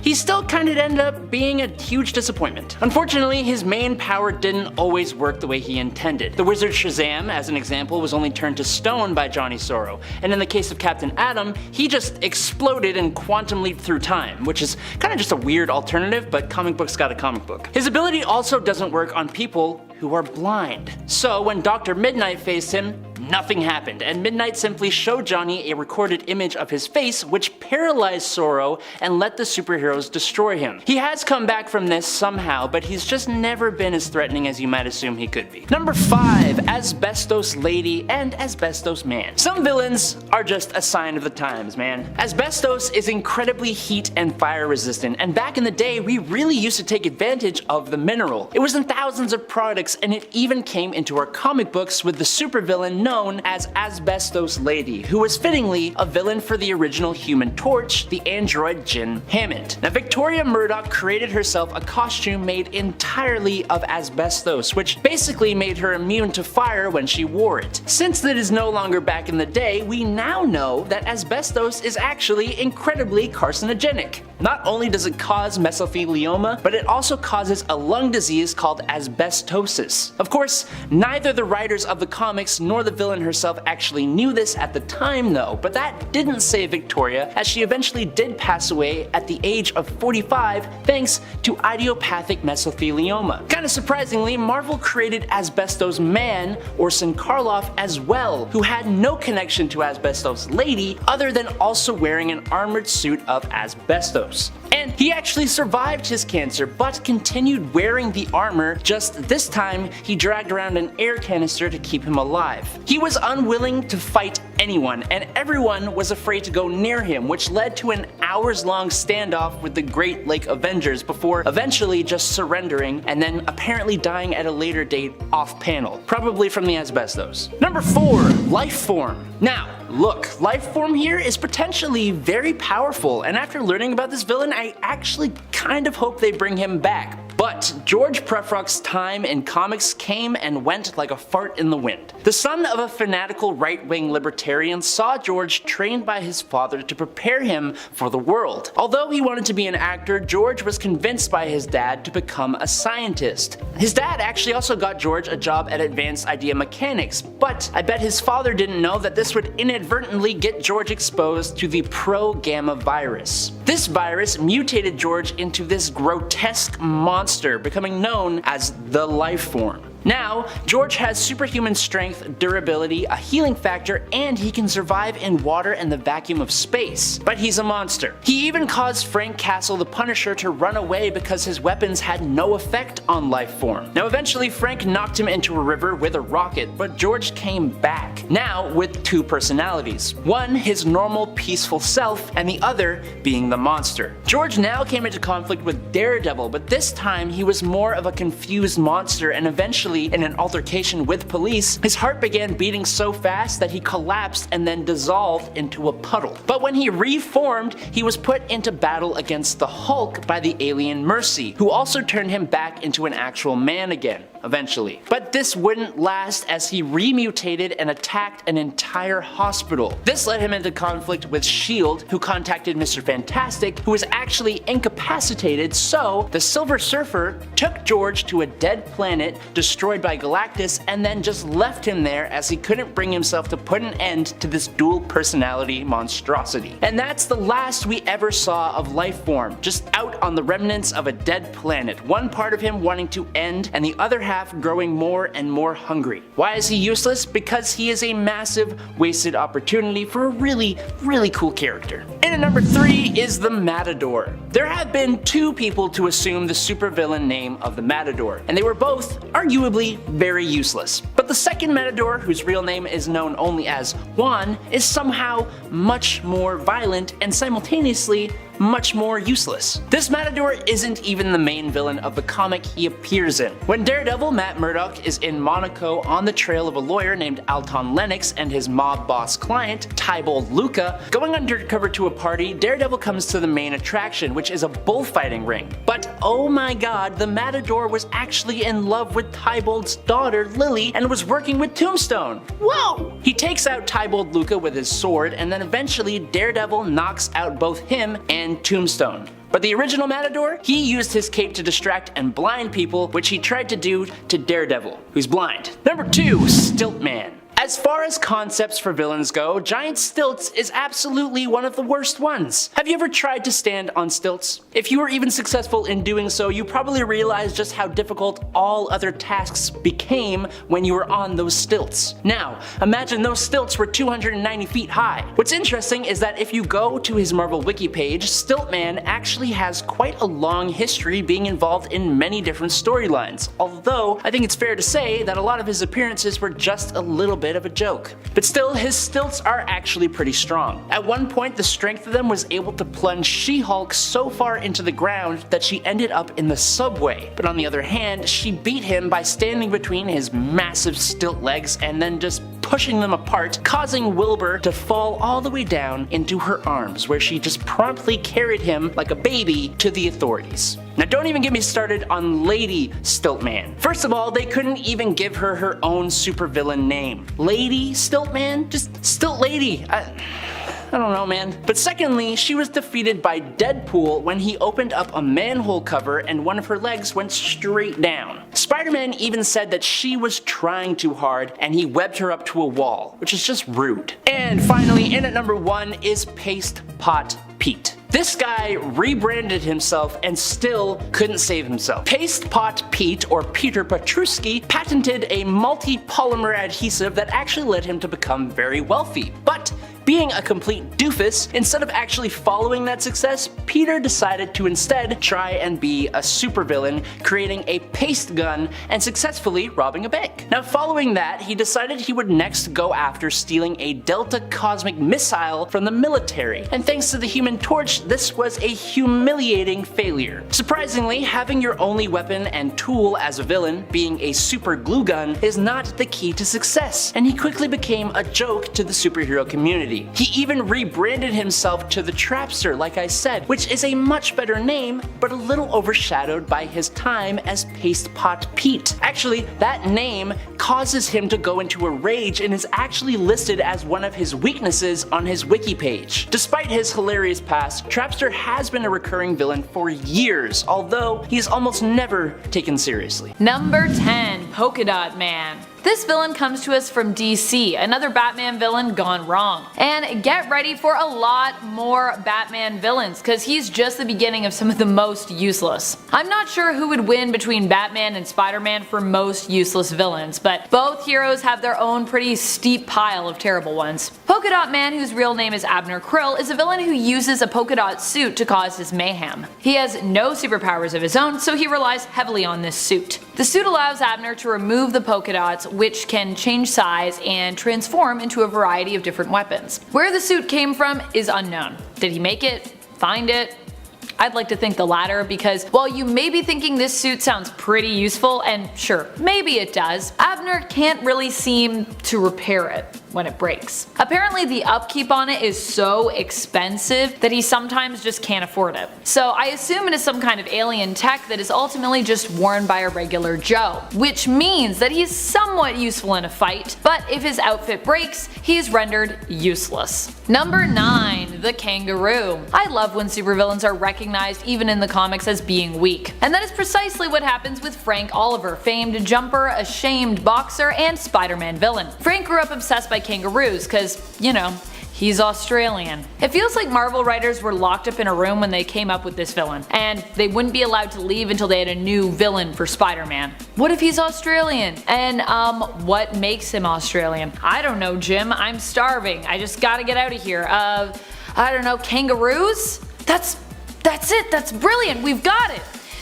Needless to say, Frank is a former boxer who was fired after he seriously injured a fellow boxer during a match. And his quote unquote power is that he can jump really well and you know, higher than normal. Marvel admitted just how weak he was when they decided to give him cybernetic enhancements. The unfortunate thing for Frank is these enhancements just make him like jump better. Like really? Even these improvements would not stop him from leaping to his doom in the comics. Though the mantle was later adopted by another villain and he was later resurrected. Number 8. Stilt Man. What's better than leaping somewhat high? Walking on stilts, of course. That's the premise behind this strange Marvel supervillain. Wilbur Day is a scientist who began his life of crime after stealing a coworker's design and using it to build a pair of armored stilt legs. Granted, his entire body is actually covered in metallic armor as well, and it is pretty strong. He even apparently managed to smash She-Hulk down through the street and into a subway tunnel one time during a fight. But being taller than other heroes doesn't mean you're automatically better than them, or that you're going to be helpful in a fight. For one thing, there's that whole knock the legs out from under him strategy, and 2, his armor apparently has weak spots which have been exposed in the comics before to easily take him down. Iron Man at one point even fought armor with armor by throwing one of Stiltman's legs right back in his face after he decided to detach them so he could jettison away, and as a result he knocked Stiltman out cold. Number 7. Fisherman. Any rendition of this supervillain is like a diabolical but less impressive Aquaman. As to be expected as well, he is an Aquaman villain. His Earth 1 rendition was just super into fishing, something Aquaman is not a huge fan of considering global issues of overfishing and given the fact that he is an ocean conservationist, which immediately put him at odds with the Fisherman in comics. So what can the Fisherman do to beat his nemesis Aquaman? Fish? And that's about it. Sure, he has a bunch of fancy lures, but so does my grandfather. And I don't think that's enough to allow him to take on Aquaman. I will say this, the New Earth version of him at least can breathe underwater and attempts to pull off criminal heists using the ocean and the creatures within it, but still, That seems to be his main power, and even then, he is still easily thwarted. Obviously, this villain has been deemed so useless that he hasn't even really cropped up in the New 52 or Rebirth. Number 6. Big Wheel. Ultimately a villain that could be very terrifying if he could actually steer the device that he uses to terrorize people with. The Big Wheel is a Spider-Man villain who often gets poked fun at, namely because his device is just so ridiculous. Big Wheel is actually Jackson Wheel, who unfortunately came up with the idea to have a device built by the Tinkerer based around his own name. And so he got a giant, uncontrollable wheel. Spider-Man dodges him easily in a fight, and Wheel usually meets his demise through being unable to brake and falling off the edge of things. Number 5. Cypher. Cypher I'd like to rank a little bit lower on this list because calling him weak feels kind of unfair, considering how integral he's been lately in regards to helping kickstart Krakoa, especially in the comics. But Cypher is still one of those characters that people attribute as being weak because of his power set, and so for that reason, I'm still gonna count him here. But of course, his powers actually happen to be some of the most useful in the comics. It's kind of like a misunderstanding, especially when we consider that they also apply to Cypher being able to communicate with tech and using his ability to understand and communicate in all kinds of languages to become a skilled fighter, which has been interpreted by certain writers as its own language, so Cypher can also be great at fighting. However, not all writers seem to be able to agree on this point, because some people have also seemingly forgot that Cypher is supposed to be really great at fighting. Number 4. Tracy 13. Tracy 13 is a magic user who isn't as well known as others like Zatanna, John Constantine, or Dr. Fate from DC Comics. And in that regard, considering she hasn't had as much of a chance to prove herself, she could be considered weak. That being said, she still is a magic user and one who is the daughter of both a magical skeptic and a powerful sorceress, meaning that she possesses both the knowledge of when to be doubtful about someone's prowess and skills and the natural aptitude to perform magic herself, learning from her mother before her mother passed away. In the Prime Earth continuity, the type of magic that Tracy uses is actually known as urban magic, which allows her to fuel her abilities through the power and spirit of sprawling and built up cities. Personally, I also think that's just like a super cool niche magic thing, urban magic. Number 3, Dupe. Unsurprisingly, yes, a lot of seemingly weak heroes who actually happen to have pretty impressive powers come from the mutant camp of Marvel Comics. Although I don't know if it's ever actually been cemented exactly what Dupe is at all, whether that be mutant or something else entirely. Maybe an alien, who knows. However, Dupe has definitely found a home with the mutants, so I think we'd still consider him to be an honorary mutant at the very least if we wanted. Dupe has to be one of the weirdest characters of all time, especially when it comes to his storylines. Dupe is also weirdly romantic for a floating green alien language speaking creature that was possibly created as a result of government experimentation. Kinda looks like a jelly bean. Yet also somehow he has a mother. Dupe is a ridiculous character, but when he needs to, he seems to be able to exhibit almost any superpower one could think of. Number 2, Booster Gold. Booster Gold could be considered weak because his powers aren't even really powers that he was born with or incurred from a wacky lab accident gone wrong or worked really hard to earn abilities, but instead are fueled by technology that he stole in the future, which is where, or rather when, he's from. The future. He used tech to travel to the past and with his knowledge of the past as well, aimed to become a hero in that time period. There, Booster used his tech as well as his knowledge from the future to try and become a hero. And well, he succeeded! Hooray! However, just because Booster can do things like time travel doesn't mean he's always the best at heroics. Case in point, the time he tried to give a gift to Batman and Catwoman in honor of their wedding. His gift was to travel back in time and prevent Bruce's parents from being lost to him all those years ago. But in so doing, this also prevented Bruce and Selena from ever getting together and also caused, well, a lot of other problems. I mean, Batman wouldn't be Batman without that loss, right? Potentially. Yes, actually, I think that story confirmed that. Number 1, Squirrel Girl. Squirrel Girl is one of my all-time favorite heroes, even if some out there consider her to be weak sauce. Not me though, I see her true strength, but I can't ignore the fact that on paper, her powers, her mutation, well, it all does sound pretty ridiculous. And she should, by all intents and purposes, not be as OP as we know her to be. However, that being said, I feel like we need to acknowledge the fact that Doreen's abilities, or more specifically, her people skills, are honestly insanely powerful. Squirrel Girl has the ability to befriend pretty much anyone, no matter their alignment. And she is really, and I mean really, good at helping convince criminals to call it quits, either for the day or honestly, for the rest of their entire lives. Number 10, Batman's inability to trust. For a superhero with no powers, Batman is able to do remarkably well against much more powerful villains, and is able to stand next to some of the most powerful heroes in the DC universe without looking out of place. And while yes, technically you could count the fact that he's susceptible to being shot or stabbed as a weakness, his greatest weakness is his inability to trust anyone, even his closest allies. Batman is constantly finding himself in situations where he doesn't give his allies the full picture, and as a result, he or his teammates are put in unnecessary danger. The most famous example of this comes from the Tower of Babel storyline, when it was revealed that Batman had developed detailed plans about how to destroy each of his friends and teammates. Ra's al Ghul managed to steal these plans and do a lot of damage to the heroes before Batman realized what was happening. Frankly, it is only through dumb luck that none of the League members were killed in this incident. When the dust settled, the team was furious with Batman for breaching their trust and putting all of them in danger. As the writer of the story, Mark Waid, recently said in an interview where he talked about this arc, Batman's sin to the Justice League was not that he had these plans to counteract each of them, it was that he didn't tell them. If he had just said to Superman, listen,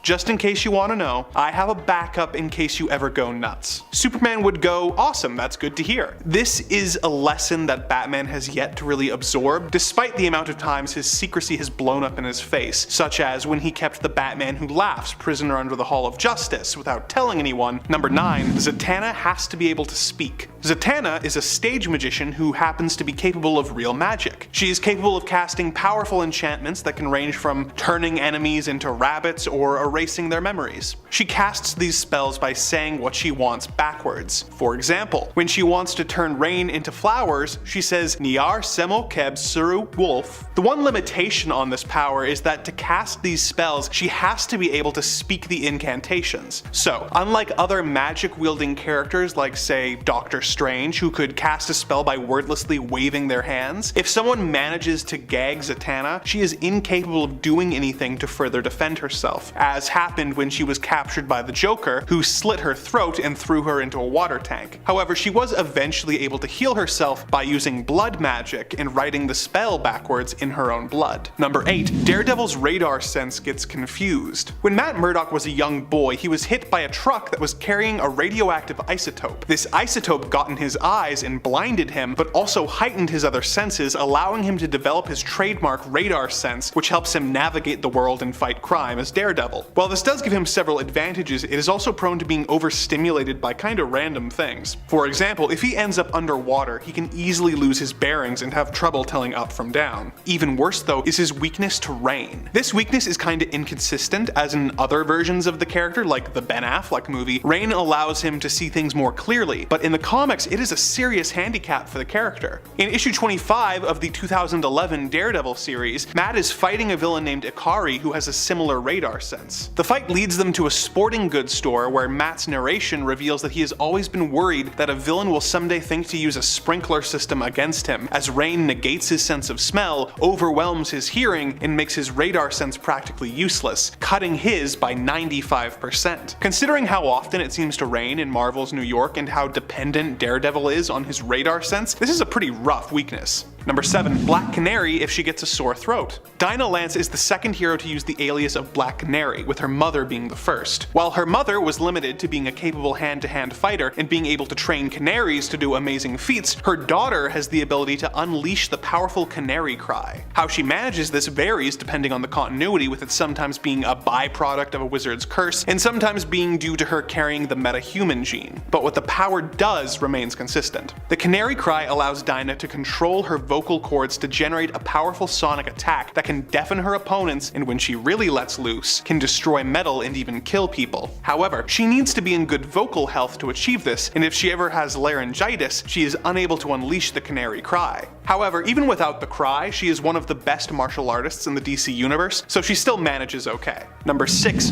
Wolverine's metal skeleton. Wolverine has always been a powerful mutant sporting claws and a healing factor that makes him practically unkillable. Between that and his super acute senses, his more than a century of combat training, and his berserker rage, he is not someone you want as an enemy. These abilities got an upgrade when the Weapon X program got a hold of him and coated his skeleton and claws with an indestructible metal called adamantium. While this does make him even more durable, it does come with certain drawbacks. For example, it does make it much more difficult for Wolverine to swim, and foes often take advantage of this, trapping the clawed Canadian underwater and making him experience the feeling of drowning until he manages to escape. The other drawback to this, of course, is that it makes him vulnerable to magnetism. While this wouldn't be too bad of a weakness for most heroes, I mean, how often do you really come across a giant magnet in the world? Wolverine has the misfortune of being a member of the one superhero team that is constantly fighting against a character who is able to manipulate metal with his mind. At best, this makes him immobile for most of the encounters against Magneto, and at worst, it results in him getting his skeleton torn out. Number 10, his own hubris. In the 2000 Spider-Man films, we saw Norman Osborn meet his end in the stupidest of ways. For a villain that even in the film franchise is supposed to be a genius and a master manipulator, this was honestly, I gotta be real with you, a pretty dumb move. He and Spider-Man are having a standoff, and he comes up with the brilliant idea mid-fight to finish off Spider-Man by impaling him with his glider. Norman, please. You would think this would be a brilliant plan, except for the part where it's,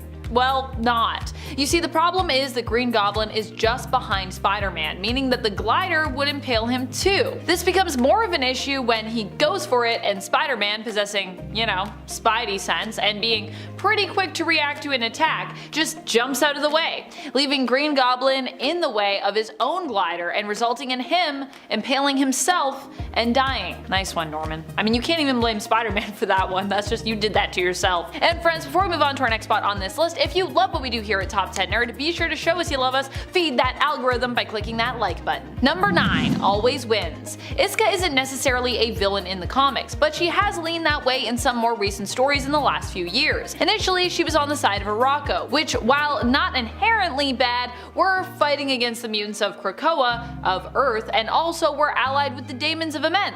So yeah. She also turned her back on her own people when Uranos came to attack Mars, which became the new home of the Iraqi mutants, known as Planet Arakko. And this apparently wasn't the first time that she'd done something like that. The interesting thing about Iska, like some others on our list, is that her powers are in fact her own weakness at times, as long as someone is smart enough to know how to best use them against her. That is what we see in her fight against the Fisher King. You see, Iska always has to win, whether it's in a bet, a fight, or simply a debate of wills. In this case, the Fisher King challenged her to a battle of understanding loss, and since she has to win, this caused Iska to feel the loss of all that her powers had caused her to give up with her victories, forcing her to feel emotionally defeated and thereby remove herself from the Great Ring of Arakko, ultimately giving the Fisher King what he wanted, and so in that way, he beat her at his own game. Number 8, overcomplicated plans. While Lex Luthor might be the most brilliant Superman villain in the comics, his film adaptation leave much to be desired, and it is for this reason that he made our cut. Don't believe me? Well, you might need to rewatch Batman v Superman, which paints him as the villain behind the showdown between the two heroes who are usually portrayed as being BFFs, normally, in the main continuity at least of the comics, instead of making the president the one who issues the order to make them fight, and more revolve around their different ideologies of Batman sort of going a little crazy in his old age, which is what we got in the comics, and it makes I would say some more sense. Lex's plot here is so intricate and so haphazardly built on hoping that people will make the move that he anticipates. I mean, you could argue that Lex is just that good at reading and manipulating people, but I'd wager that it's more likely that he's just honestly lucky here. If he was really a genius, he probably would have made the plan, I don't know, more direct. Less room for things to go wrong. Just kidnap Martha and make them fight already. And let's not forget that Lex has no real motivation for this plan either. At the very least, not Batman's involvement. And let's not forget in the 2000s when all Lex Luthor's plans just revolved around real estate. That was also a weird time. Number 7, mirrors. Mirror Master is actually a pretty powerful villain for being one of the more gimmicky Flash villains we have. He often either comes equipped with his own mirror gun or powers related to the mirror dimension. These powers over the years have had a variety of different effects. He can disguise himself, look into past events that mirrors have witnessed, trap people in mirrors, and even move through mirrors at times, depending on the version of the character and the story that we're talking about. But while this has been a power set for him, it's also been used against disguised him as a weakness. In modern comics, Mirror Master ended up getting his weapon blended with his genes, which gave him mirror-based superpowers. Honestly, sounds pretty great. Unfortunately, it wasn't a good thing at first, as he ended up just trapped in the mirror dimension with no possible way out. At least initially that's what happened. So in that case, his own power kind of became his own weakness. Number 6. Bad planning. Dr. Doom, aka Victor Von Doom, has had a slew of great plans, to be fair, but he has also had a slew of, well, honestly, terrible ones. One particularly ridiculous plan that proves just how dumb the usual genius-level intellect supervillain can be involved him swapping bodies with Daredevil. This plan could have been great, except it mostly just involves Dr. Doom messing with Daredevil, including a part involving a room that is giant-sized, set up as a test to prove that Daredevil is worthy of the planned body swap. Doom's plan seems to be to use Daredevil's connection to the Fantastic Four to do something. Defeat them, I guess? I would think? We never really get there. Daredevil handily defeats Doom while in his body by threatening to start a war between Latveria and China. Doom knows this would not end well and agrees to basically swap back. Oh, and apparently Dr. Doom also doesn't seem to notice that Daredevil is blind even when he's in his body. So I guess because he has his superpowers, I don't know. Number 5. Self-imposed restrictions. So Mr. Mixie is just honestly such a weird character in general. I mean, he's an imp from the 5th dimension who basically has limitless power, but mostly uses said powers to just taunt and tease superheroes that honestly he kinda admires. He's less a villain and more just like an over-enthusiastic, overpowered fanboy. When you consider this, his weakness actually kinda makes sense since, you know, he is so ridiculous of a character. But on the other hand, when you consider how insanely powerful Mr. Mixie is, his weakness seems pretty insanely easy to exploit. He really only has one weakness, which is if you get him to say or spell his name, Mr. Mixie is Pitalik, backwards, then he will be forced to leave Earth for 90 days minimum, and all of the effects of his magic will immediately fade. Even stranger is the fact that Mr. Mixie actually chose this as his own weakness, as he is the one who apparently limits his own powers. So he was like, I gotta choose a limit, I'm gonna go with this one. It's very strange, specific, and kind of weird. Number 4. Not actually the smartest. Ozymandias, aka Adrian Veidt's villainous scheme to kill millions in order to obtain world peace honestly seems brilliant on paper. His fellow heroes never saw it coming, and he only reveals his plot after it had already taken place, being sure to cover his tracks as he went. He applauds himself and thinks he is the smartest man in the world. Even the rest of the Watchmen decide they may as well join him, except Rorschach. As such, Ozymandias underestimates his potential opponents, and Rorschach actually gets the better of him, despite Manhattan killing him. Beforehand, he was smart enough to send his journal with his findings surrounding Adrian's plans to the news. They decided to publish the information and expose Veidt for the villain he is, undoing everything he set out to accomplish and sending him into hiding. So while he may claim to be the smartest man on Earth, Rorschach still seems to somehow have outsmarted him. Number 3. Illusions that aren't solid. Mastermind can create powerful illusions, ones that feel, smell, sound, taste, and look completely real. For example, if he creates a wall, it will feel like a wall. But if you can overcome how convincing the illusion seems mentally, if you just decide to run through that wall, I mean, it isn't actually there, so it's not a solid construct. And his illusions can only exist as long as you actually believe them to be true. They require you to believe, so once you shatter one of his illusions, basically all the others will just come tumbling down after. Jason Wingard also has to concentrate for you to see his illusions, so many people have taken him out in a battle simply by distracting him momentarily. He also can't control who sees them and who doesn't. If he creates a giant butterfly in a room, all who are in the room with it will see it. Anyone who has it within their line of sight, which can sometimes work at a disadvantage for him. Number 2. Showboating. Granted, Magneto isn't intended to really be a villain in this storyline, but either way, he still acts pretty dumb and does some questionable things. This story of course comes to us not from the comics, but from Days of Future Past, the X-Men movie, where we see Wolverine go back in time to try to prevent the post-apocalyptic events of the future, which is really his past. Anyways, time travel is confusing.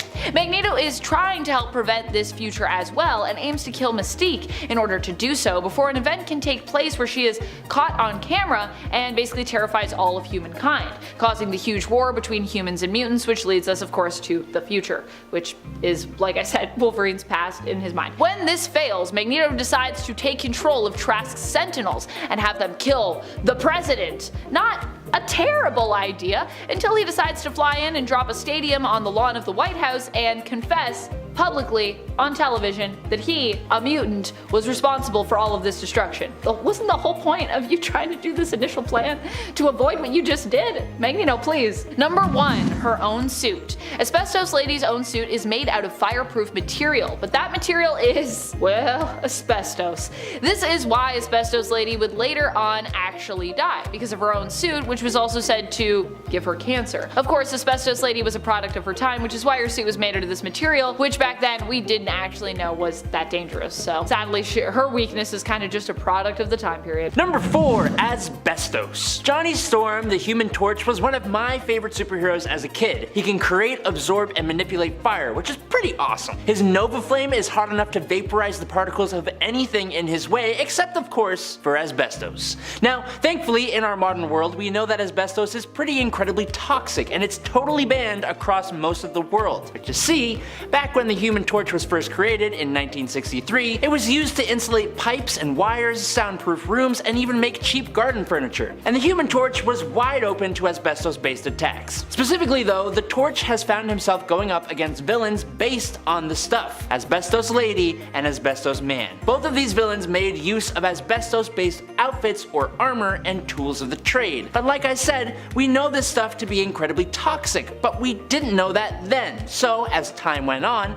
Asbestos Lady, aka Victoria Murdoch, passed on from idiopathic mesothelioma at age 45, presumably from asbestos exposure, and Asbestos Man was forced to start wearing an oxygen mask and presumably also passed on due to his asbestos exposure. I guess they also had a weakness to the stuff, huh? R.I.P. R.I.P. in the chat. Getting close to the end of number 3, bullets. Now, with the Flash being the fastest man alive, you'd expect him to, be able to react to things. And while this weakness isn't exactly showcased with the Scarlet Speedster in a meaningful way, it is certainly demonstrated well by his counterpart, the Reverse Flash. Imagine our surprise when Reverse Flash ends up getting popped in the head by none other than Thomas Wayne in the Flashpoint timeline so that Barry could access enough Speed Force to save the world and bring his son back. Batman shot Reverse Flash in the head. And while this apparently killed Thawne, that was far from the end of the story, because Thawne started vibrating as fast as he could to slow the destruction of his brain. This gave him more time to avoid death and gave him the ability to hold a grudge. But seriously, shooting a speedster in the head has to be one of the dumbest ways a speedster has been defeated. And that's including the entirety of the Flash TV series, even the final season where he shakes hands with the negative Speed Force. Number 2, yellow. Never eat the yellow snow. It's a rule that a lot of us know. While that may be a statement made to stop small children from consuming human or animal pee, I think it would be a perfect saying to introduce into the Green Lantern Corps. Hal Jordan has protected the Earth from interplanetary threats with his incredibly powerful ring and his incredibly powerful will. And yet, you face him armed with a handful of buttercups and he is rendered practically useless. According to the comics, an impurity in the ring's power source meant that Jordan became powerless when faced with the color yellow. This was later expanded by Jeff Johns' Green Lantern Rebirth as being tied to Parallax, a yellow fear entity who was locked in the central power battery, thus weakening it. Now, when you say it like that, it begins to make, I guess, a little bit more sense, but before this was revealed though, Green Lantern's weakness was just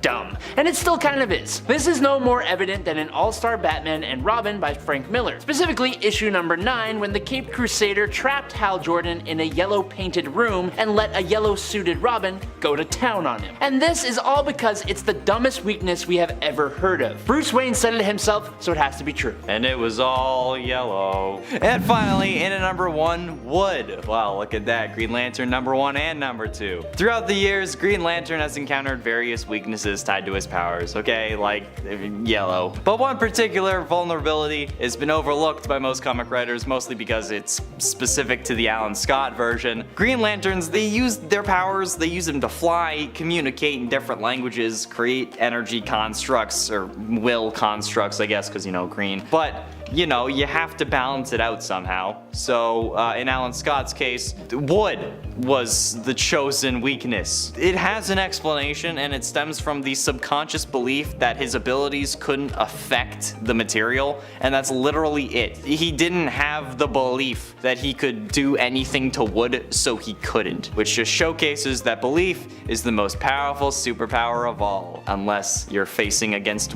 a number 2 pencil, which I guess would actually take out both of them. Number 10, Spider-Man. Spider-Man is generally known for being one of the most most powerful and most iconic heroes out there, but even he has his weaknesses. In fact, while many of them are not as famous as he is, some of them are pretty ridiculous, including his weakness to ethyl chloride, something that also slows and weakens spiders in the natural world. So if you were ever wondering if there might be a bug spray that you could use to fight against Spider-Man, the answer is actually kinda yes. Although make sure you bring a big spray can of ethyl chloride, as he is a lot bigger than your average spider. And friends, before we move on to our next spot on this list, if you are loving what we are doing here at Top 10 Nerd, why not hit that subscribe button? It really helps us out and you get more of our content, so yay! Number 9, Superman. Superman is a character that we generally associate with strength, but not often weakness, which is interesting considering that he actually has quite a few weaknesses, probably the weirdest among them being magic. The best way to defeat Superman would simply be to become a magic user, because against them he becomes kinda powerless. When it comes to the explanation for why, a lot of people's theories surrounding this have to do with the fact that Superman's powers are naturally occurring, not magic based themselves, although this is usually used as a means to weaken him in the comics, as he doesn't have a natural means to defend against magic, and it's one of the few things like kryptonite that his invulnerability does not protect him from. In fact, narratively speaking, this is likely why he was made weak to magic to begin with, to help give him more to struggle against as a character, as he's kinda OP usually. Number 8, Rogue. Rogue was one of my favorite characters growing up, and I think what I loved about her so much was the tragedy of her story and her powers. But what's even more, I love the way that Rogue overcame them. Still, this would be a terrible weakness to have, or have had, so that's why I'm including Rogue on our list. Rogue's powers allow her to adopt the powers of whoever she comes into physical contact with, actually taking their powers for herself, basically draining them. But that's not all Rogue takes with her touch. She can also take your memories and drain your life force. Or, at least, you know, she could do that. Rogue has since overcome this weakness by facing her fears. As it turns out, it was her own subconscious that was basically making it manifest. Number 7, Wonder Woman. One of Wonder Woman's original weaknesses seems to be in line with what she represents as a character: female power and strength. As an Amazon, Wonder Woman was initially also susceptible to losing her strength and power if she was ever restrained by a man. While some might see this as kind of a sexist weakness in the comics, I would actually see it as kind of being the opposite. To me, it's more meant to symbolize a history of oppression against women and its consequences. At least, that's how I see that weakness. However, regardless of any greater meaning behind it, it was also a pretty silly weakness in the sense that it made Wonder Woman fairly easy to defeat under certain circumstances, and you know, if she was going up against men, because if they just found her bracelets, that's kinda it. So I do have to say I'm glad this is no longer a rule for her in the comics today. Number 6, Nightcrawler. Well, Nightcrawler is a super powerful character overall, and an iconic and amazing character as well. He isn't actually the most powerful teleporter. This has to do with his weird restrictions and weaknesses surrounding teleportation. The big one being that he can only teleport by a max distance of about, I believe, 2 miles at a time. The other main one being the more that he teleports, the more exhausted he gets, and Kurt as a teleporter can tire fairly quickly if he's forced to make multiple jumps, which if he has to go far, he kind of has to do because each jump he can only go so far. Kurt does teleport through the Brimstone dimension, which I saw some people in the comics bringing up as like a super powerful thing, but this is actually more how his teleportation skills work. It's not necessarily something he's choosing to do, as he has to travel through the Brimstone dimension to get where he's going. So while yes, he can travel interdimensionally, it's only one dimension, and it's not really by choice, it's more by design. However, Kurt is an amazing character because of his limitations. That's what makes him so great. It means that when Kurt has to push it to save the day, and he often of course does just that because he really is a hero, he's often putting his life on the line for ideals he believes in, or for all of Earth or all of life itself, whatever he's defending. That's why we love Kurt.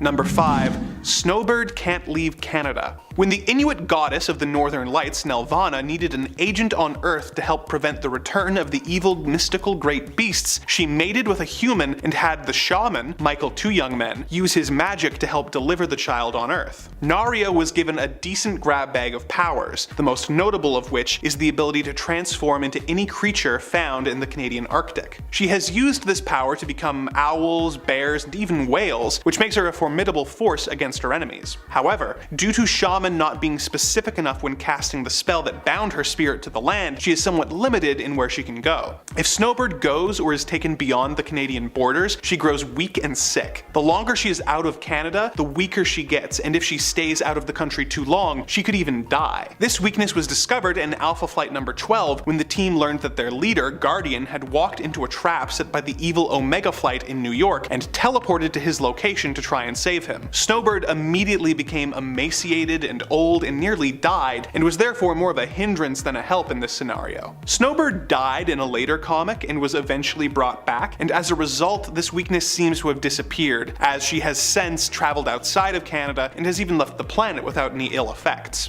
Number 4. Martian Manhunter and his addiction. John Jones is an alien from the planet Mars who has insanely strong telepathic powers that allow him to read and control minds. He also has super strength and the ability to shapeshift, and the ability to become intangible and phase through objects, making him a very difficult hero to defeat. For many years, Martian Manhunter had a psychosomatic weakness to fire that would cause him to lose the use of his powers and be burned. This weakness is kind of a problem when you consider how many superhero battles result in buildings or cars catching on fire, but what I want to focus on is a lesser known weakness, his cookie addiction. In Martian Manhunter Volume 2 number 24, we learn that John has developed an intense love of Choco's cookies, the DC equivalent to Oreos. When Blue Beetle and Booster Gold decide to play a prank on him by stealing his cookies and buying all the Chocos in a mile radius, we learn that when Martian Manhunter goes too long without his fix, he becomes a mindless Hulk-like creature who angrily smashes up the city, screaming about how he needs his cookies. His rampage isn't stopped until Booster Gold and Blue Beetle lead him to a warehouse full of Chocos where he greedily begins to devour them. Once Manhunter is back to normal, Batman discovers that the chemicals in Chocos, though relatively harmless to human biology, are extremely addictive to Martian physiologies. So yeah, fire is a bad weakness, but a cookie dependency issue is way worse.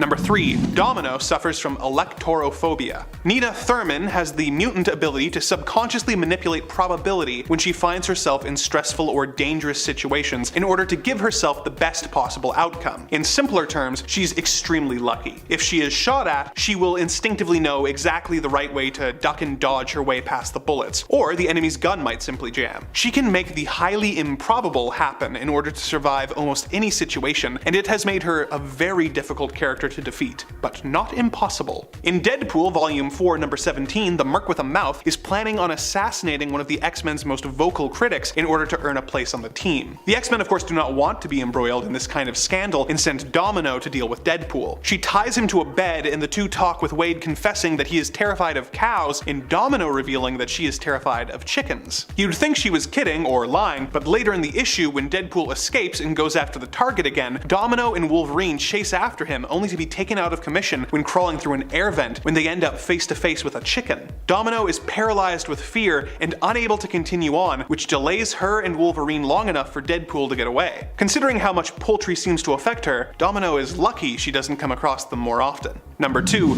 Mon-El and Lead. One day when Superman was just a young super boy, he looked to the sky and saw a crashing rocket. He intercepted it and discovered a young man inside with a locket from Clark's Kryptonian parents, Jor-El and Lara Lor-Van, wishing him luck on his travels. The young man had suffered amnesia, but the fact that he had the same powers as Superboy led Clark to deduce that this was his long-lost brother from Krypton. He named him Mon-El, and the two began fighting crime together while enjoying their newfound sense of family. However, Superboy soon became suspicious of his new brother, as Krypto didn't seem to recognize him, and his belt was made from a metal not found on Krypton's periodic table. As he did a lot in the Silver Age, Clark began putting Mon-El through a series of elaborate and convoluted tests to prove he was an imposter. He took a bunch of lead balls and painted them green before throwing them into space. He then went to a nearby planet with Mon-El to play baseball. When the green balls showed up, Superboy pretended they were kryptonite meteors and pretended to be affected. When Mon-El also began acting sick, Clark took this as proof that he was an imposter, but as Mon-El's amnesia wore off, he revealed that he was actually from the planet Daxam and had met Jor-El on his travels. As a Daxamite, he had the same powers as Superboy, but really did have a vulnerability to lead. While a Kryptonian would return to full health when kryptonite was removed, a Daxamite exposed to lead was doomed to a slow and painful death. Superboy was forced to put Mon-El in the Phantom Zone until he could find a cure. Mon-El has had a few adventures since then as a member of the Legion of Superheroes, but the fact that he could be killed by a relatively common element is pretty dumb. Number 1.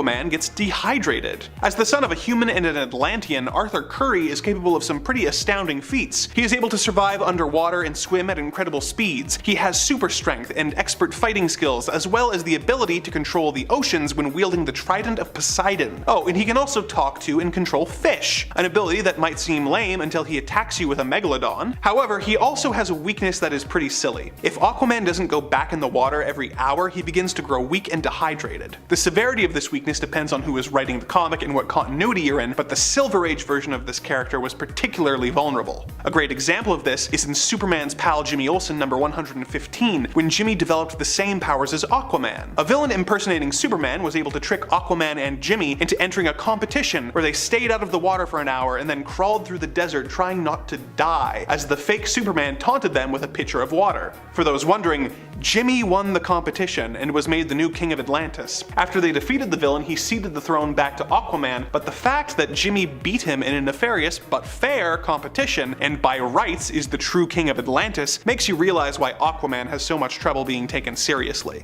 Number 10. Martian Manhunter and Fire. Now, I'm not gonna lie, I am also not the biggest fan of fire either, and I would absolutely hate being set on fire for so many reasons. But for such a powerful hero who can shapeshift at a molecular level, change his entire genetic makeup to let him pass through solid objects, withstand ferocious attacks, or bend light waves around his body, it just seems a little silly, right? Not to mention that he comes from Mars, otherwise known as the Red Planet or the Fire Star. So why is this one of his biggest weaknesses? Well, long before Martian Manhunter even existed, a race of aliens known as the Burning caused some serious damage with fire in order to create their offspring, which, needless to say, people weren't too happy about. After the Guardians of the Universe separated the offspring into the White Martians and the Green Martians, they were all imbued with a congenital pyrophobia, aka a fear of fire. So it kind of makes sense why he's so afraid of it. Not only does it physically hurt him, but it also scrambles his most prized weapon of all, his mind. This fear and weakness is so intense that when he's exposed to flame, he has the capacity to self-destruct, either combusting into bits or dissolving into rivers of Martian liquid. Want to know more about the Martian Manhunter? Well then check him out in his first appearance in 1986's Justice League of America number 255. Number 9. The Flash and being too fast. At first, I've gotta say this one confused me so much because that's kind of the Flash's whole thing, right? Well, when it comes to Barry Allen, his speed might be his greatest strength, but being too fast puts his life in mortal danger. In Crisis on Infinite Earths, we see the Flash use his super speed to thwart the Anti-Monitor's evil plan, but the speed vortex he creates to stop the villain's antimatter cannon from firing is so fast that it sweeps the Flash away along with it. He ends up being stranded for 23 years in the Speed Force, you know, that mystical energy field that gives all the speedsters their powers, and spends that whole time running and trying to figure out how to get back. Basically, what happened is that Barry ran way too fast for his body to handle and he atomized himself. Thought to be dead by his closest friends, including Wally West, who took up the Flash mantle in his absence, Barry's apparent death was a huge shock for everyone, and also entirely his own fault. Check out more of the Flash for yourself, starting with his first appearance in 1956's Showcase, number 4. Number 8. Power Girl and Raw Materials. You'd think that being weak to kryptonite would be their only weakness, considering how easy it seemed for people to get their hands on it. But Kara Zor-El from Earth 2 actually had another pretty big weakness at one point. They were vulnerable to unprocessed natural materials such as branches and rocks for a short while. This also includes stone, dirt, and sand. Basically anything that can be found on Earth that isn't man-made. In Peter David's Supergirl Volume 4 number 16, she gets knocked to the ground and impaled by a pretty big tree branch, which, in her defense, would put anyone on the ground. Supergirl helps yank out the branch, and with this weirdly sociopathic smile on her face, she asked, "What, are you vulnerable to wood?" It took a second, but after she was no longer in pain, she replied, "Worse, to any raw, unprocessed natural materials. So, sticks and stones really can break my bones." God, dumb joke and even dumber weakness. Check her out for yourself in her first appearance in 2011's Flashpoint Volume 2, number 5. Number 7. Adam Strange and Forced Deportation. Who knew that archaeologists could also be superheroes? Well, apparently Adam Strange did, because that is exactly what he is. He inadvertently found himself on the planet Ran and was gifted with all the powers of a superhero in Mystery in Space, and it's not exactly explained why. Sounds pretty great, right? I mean, what could possibly be his weakness? Well, it's not actually his fault or in his control. This life of bliss he lives on Ran is frequently interrupted by his rather inconvenient transportations back to Earth, where he has no powers at all. The technology responsible for bringing him to Ran, the Zeta Beam, only allows him to remain there for as long as it's transmitting back to Earth. And as it takes the beam a few good years to reach Strange's home planet, it's not exactly easy to catch a ride back. Strange might have been recruited as Rand's savior, but his timing issues really make this role more of a temporary gig. He could be midway through his heroics before vanishing without a single trace. He even left his wife to nearly get eaten by a tiger once. Luckily, as Alan Moore's Swamp Thing series clarified, the Randians are more than capable of looking after themselves when Strange isn't around, and thank goodness for that, because I wouldn't be relying on Strange much either. Give his story a read for yourself, starting with 1986's Outsiders, number 6. Number 6, Human Torch and Asbestos. Now, don't get me wrong, Johnny Storm, aka the Human Torch, is a force to be reckoned with. Not only can he create, absorb, and manipulate fire, which is pretty awesome on its own, but his Nova Flame is hot enough to vaporize the particles of anything in his way, whether it's a bullet, a building, a bad guy, etc. Interestingly enough though, his powers can't seem to penetrate asbestos. Now this doesn't seem like much of a weakness now, given that asbestos is now banned across most of the world, but back when the Human Torch was first created by Stan Lee and Ernest Hart in 1963, it was a much more common thing, as it was used to insulate pipes and wires, soundproof rooms, and even make cheap garden furniture. In Strange Tales number 111, Asbestos Man came into play, dialed up Johnny Storm, and arranged a showdown between the two. The Human Torch wasn't really all that into it, but he agreed nonetheless and showed up completely underprepared. Asbestos Man used his super asbestos suit, a fire retardant shield, and a fisherman's net to go toe to toe with the Human Torch, and he wreaked havoc on the Human Torch until he developed mesothelioma and needed an oxygen tank to stay alive. Moral of the story, kids, is always prepare for anything, and please, don't breathe asbestos. Check out more of the Human Torch's story, starting with 1961's Fantastic Four, number 1. Number 5, Captain Cold. A lot of this is owed to the CW, but not all of it. Captain Cold has long been an antagonist of The Flash, both Barry Allen and Wally West. He first debuted in Showcase number 8 back in 1957. Leonard Snart fell prey to a rep ascribed to The Flash's villains, oftentimes by people who didn't read The Flash, namely that his villains were silly. And how could Cold be the opposite of fast? Shouldn't his true antagonist be the Turtle Man? Thank goodness it wasn't. Over time, Captain Cold would come to be the de facto leader of the Flash's rogues gallery, and a quasi-frenemy of the Flash, and one of the most well-known rogues. Then the Flash CW show happened, and now people have a crush on Captain Cold, a move that cements you in the public consciousness. Just look at Loki. Now he's got his own solo series again and is wearing terrible punny shirts that cause me physical pain. Captain Cold has been credible for a while now, but I still wanted to talk about him. Also because I wanted to tell you about this hilarious classic tale where Barry Allen thought he was Captain Cold. It's great. Am I the Flash or Captain Cold? Number 4, Sinestro. This one may be hard for some to believe since Sinestro is so credible now and his history is iconic, but there was a time when Sinestro was just kinda meh as a villain, and the Sinestro Corps was pretty much just Sinestro with a yellow ring that only mattered because it was yellow and Lanterns couldn't deal with yellow at the time because reasons. Sinestro suffered a few resets along with Hal Jordan, the Silver Age Green Lantern, because throughout the period leading up to Hal's death, and Sinestro's death actually, the common complaint about Hal and the Green Lantern book in general was that it was boring with a capital B. I disagree, but I read it now. I can't speak to what it was like reading it at the time. The time when you read things adds context to how it is received and thusly how much you enjoy it. It's always important to examine these things. Or, you know, don't. Sinestro first debuted in Green Lantern Volume 2, number 7 back in 1961 and was an ally to Hal at first before his true nature was revealed. However, it would be after his death, actually at the hands of Hal, and his resurrection that he would rise more powerful than ever before, with a really lame explanation as to how he was fine, but we're just gonna let that go. Sinestro would become the leader of the Yellow Lantern Corps, or the Fear Corps, his rigid, well-disciplined personality making him a perfect threat to the galaxy and counterpoint to Hal Jordan. Sinestro is up there with the core villains now. It was hard fought. I've always liked Sinestro. I don't think I'm boring. I'm fun. Number 3, the Penguin. The Penguin first debuted in Detective Comics number 58 back in 1941. Now the Penguin started off as just your average villain, distinguished largely by his bird-like appearance and iconic umbrella. At first an affectation brought on by an overprotective mother. He was a thief who would team up with other rogues often, and he would largely vanish for a time post-crisis, but then after a tale helmed by Alan Grant, his cred would begin to rise. The aspects of his personality that made him want to be a gentleman criminal would begin to come to the fore.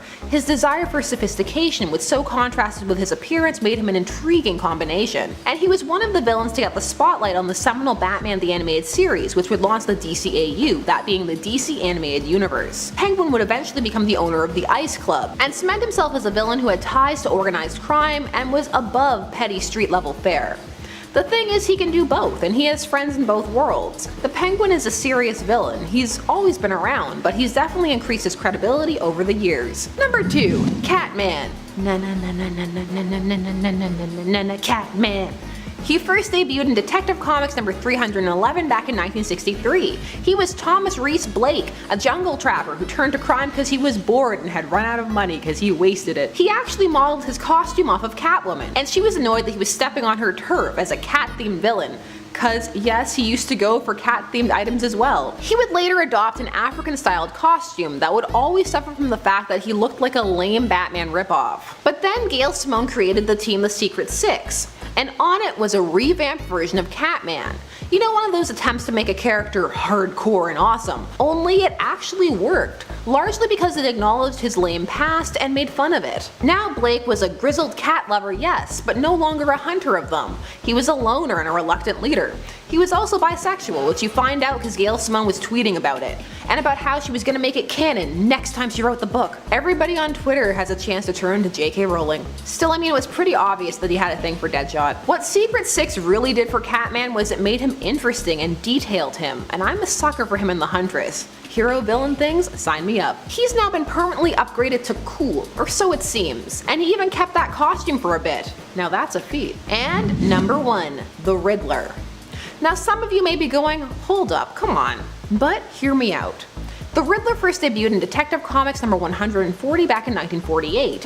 His gimmick was that he loved riddles, puzzles, and all that kind of fare, and it would eventually become an obsession that he had to leave riddles even if they would lead to him being caught. While the Riddler would be a threat that Batman would have to deal with, many times at the start it didn't feel too dire, it was more of a game, and sometimes the riddles, well, they were lame. But over time the Riddler would get a cunning boost and go through phases of being menacing, knowing Batman's secret identity, or planning elaborate chess-like crimes where the riddles could be multi-nuanced. He would find legitimacy in games as a mastermind, and an intriguing portrayal on Gotham, arguably one of its highlights. His complexity would be increased, and his desire to be taken seriously as a villain would become a plot point. There's been a big push for him of late at the time of this recording, like in the changed ending of the animated Hush film. Personally, I'm a fan of the reformed Riddler, which is a while back in the past nowadays. Connor wants me to talk about Jim Carrey Riddler, but we're talking about increased menace and cred, not talking about taking him back to camp.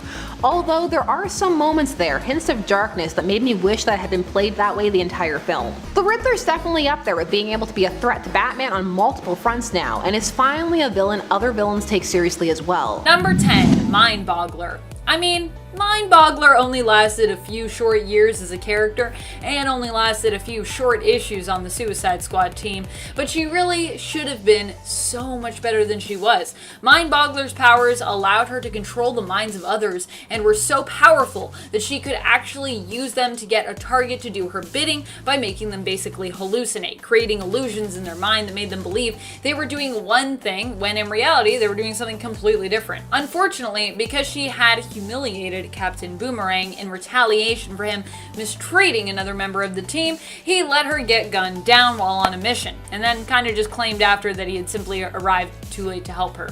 Rude. Man, Captain Boomerang can be pretty despicable, gotta say. Number 9, Captain Boomerang. To me, being classified as weak really just means unconventional or unique in terms of superhero or supervillain speak.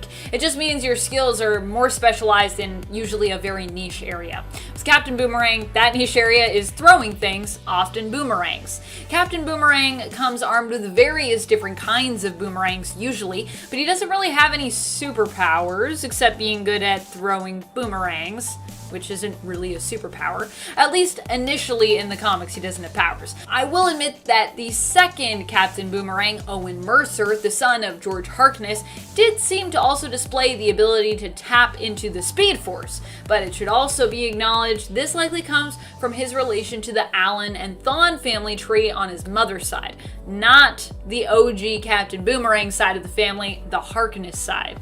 Just FYI. Yeah, he's got some superpowers, but not so much on the original Captain Boomerang front. And friends, before we move on to this next spot, just a quick reminder to give this video a thumbs up if you enjoyed and you want me to talk more about cool Suicide Squad stuff, which I'm so down for. I'm wearing my shark sweater.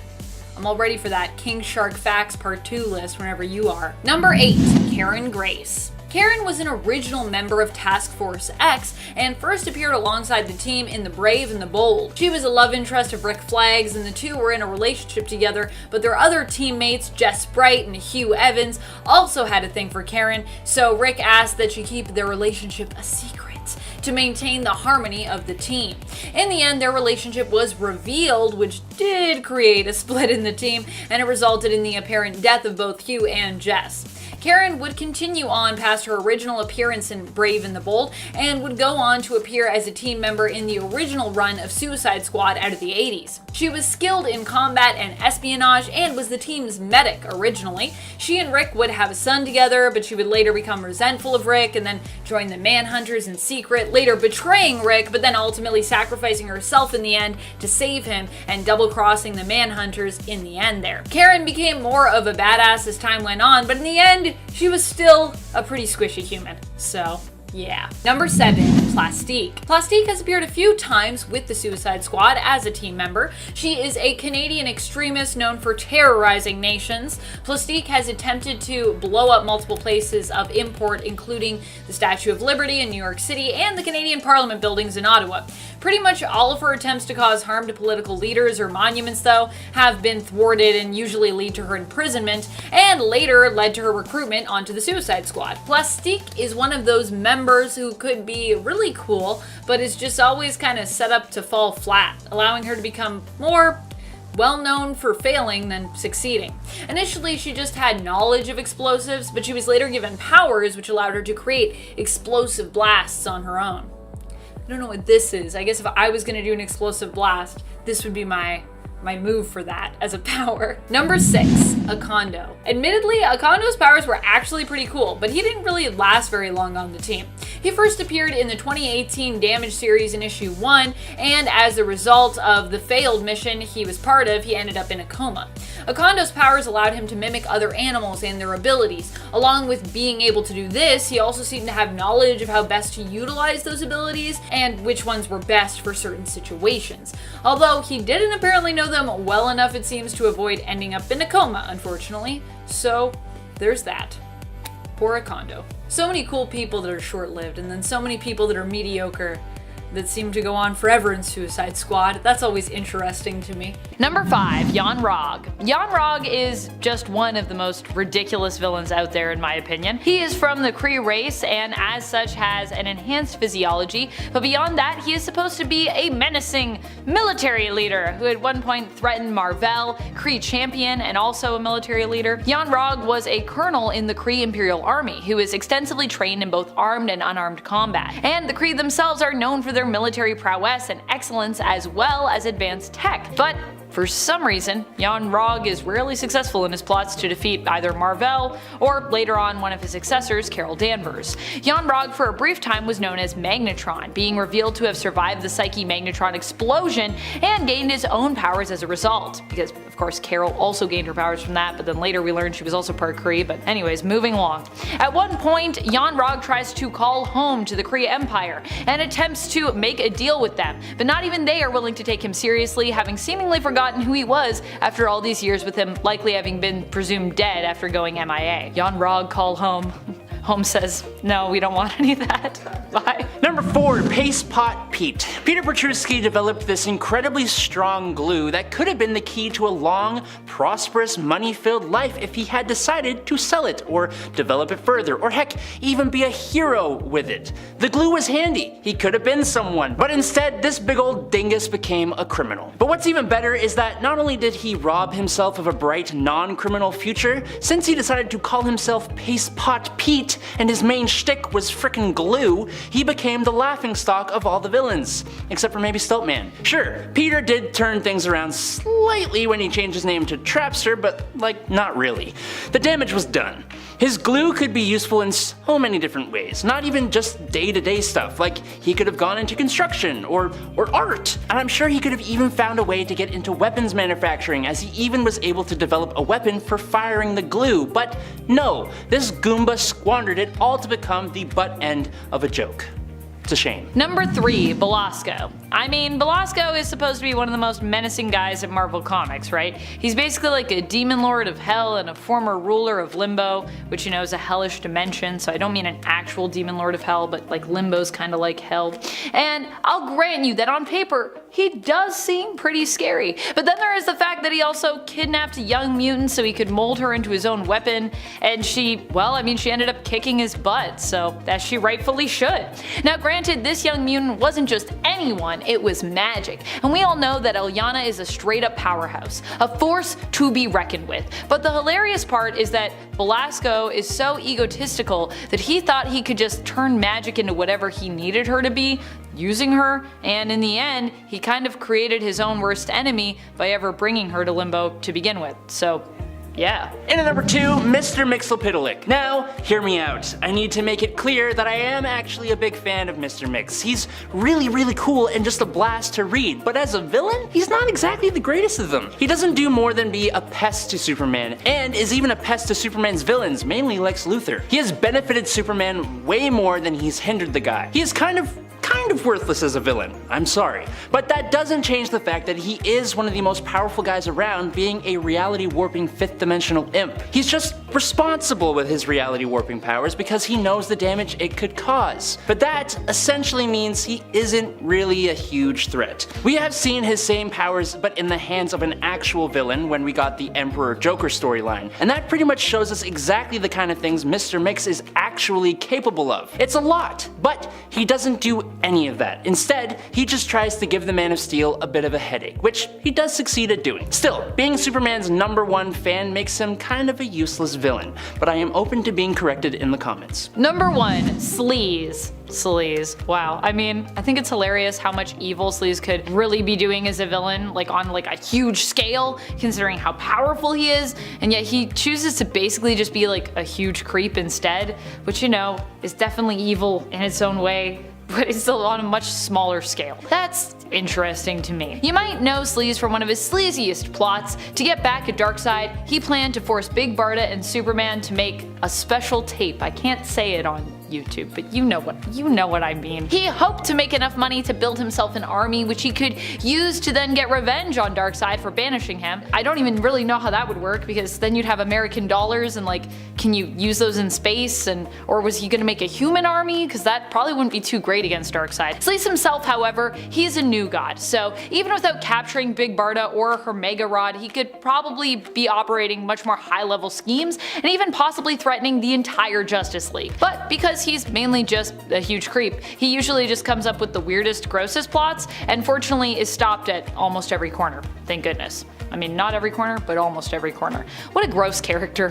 Sleaze has been shown to possess powers that allow him to alter his size, make others feel emotion, especially deep compulsions of desire. He can also drain energy or powers, and can even take control of, or at least heavily influence, his enemy's mind. So yeah, he should be doing a lot more stuff, but he's Sleaze, and he was made by John Byrne, so he's just kind of a gross weirdo. Villains don't usually win the day, and yet we often acknowledge them as some of the most powerful characters in all of comics. But if they're so powerful, how can they ever lose? Why does MODOK often lose, speaking of that question? What makes him so useless? Mainly, it's all in how he's written, I would say, and honestly in his design. His design probably lends to it as well. I mean, he's just a giant head in like a floating chair, you know what I mean? It's his little limbs. MODOK though should be a terrifying and intimidating villain, and in some respects and some alternate universe stories he is, but for the most part he is made a mockery of in the comics despite the serious threat behind his name. Initially, George Charlton was a man working for AIM who was experimented on and basically altered to become the ultimate tool for analyzing the cosmic cube, which was in their possession. As a result of his enhanced intellect, his head became massive and he was given a chair to aid him as he was no longer mobile on his own. At least, that's one of his origin stories. The chair that he was given was named the Doomsday Chair, and George became MODOK, mental organism designed only for computing. MODOK. But AIM failed to predict what other side effects the added knowledge capacity and intellectual power might have on MODOK, who turned on those who had made him and ultimately became MODOK, with a K instead of a C, to be clear. Mental organism designed only for killing. Despite his kinda epic backstory and the meaning behind his name, I think MODOK is often used as a joke villain in the comics. Which villains do you think deserve more respect? How do you feel about villains being used somewhat as comedic relief? I don't know. Me personally, sometimes I like it. I really liked the MODOK series. I thought it was really funny, but also sometimes it can work against a character too, and especially like take away from their threat level. So, like MODOK, Riddler is one of the villains who often just isn't that intimidating. I gotta be real with you. I mean, I love him as a villain, and I love his gimmick, but there is honestly something about Batman villains. A lot of them have to have gimmicks, it seems, and for many of them, it doesn't add to their capability. In fact, it kinda limits their capability, if I'm being honest. Riddler is one of those. At times he can feel unstoppable, like some mastermind who is many steps ahead of Batman. Although Batman, even if lagging initially, always seems to catch up, since he is known for being, you know, the greatest detective in the world. But if you also just took Riddler and put him in a room with Batman and it came down to like a round of fisticuffs, I know where I would place my bets personally. I think you know where you'd place yours too. Being physically fit, simply put, isn't for every villain. This next one included. Mastermind is one of those villains you usually never think of when you think of someone that you just like wouldn't want to fight. You'd be like, Mastermind, I guess I'll fight him, it's not that bad. But honestly, he can be pretty dangerous. His mutant powers allow him to alter someone's mind, making them see illusions or even changing their memory in some cases. He was one of the folks responsible for helping to break Jean Grey when she was at the Hellfire Club, and his interference was part of what moved her along on her way to becoming Dark Phoenix. He's also been the person that's kind of been attached to the Void, Sentry's evil persona. That being said, at the end of the day, Mastermind's powers are purely mental, which means that he isn't the most physically intimidating of characters. Also, it was established earlier on in his canon that he actually has to remain focused on the illusion that he's conjuring at all times. Like if he breaks the concentration, then the illusion just disappears. So that's also something to consider, even from a psionic powerhouse standpoint. Oh yeah, and his illusions also, if you like try to touch them, like you can go right through them. So probably won't touch them because that's how good of illusions they are, but if you do see a wall and you decide to run through it, you'll get through it and then the illusion is broken. So you can still break them. They're breakable. Having a powerful mind is of course great, but it doesn't mean that you'll come out on top.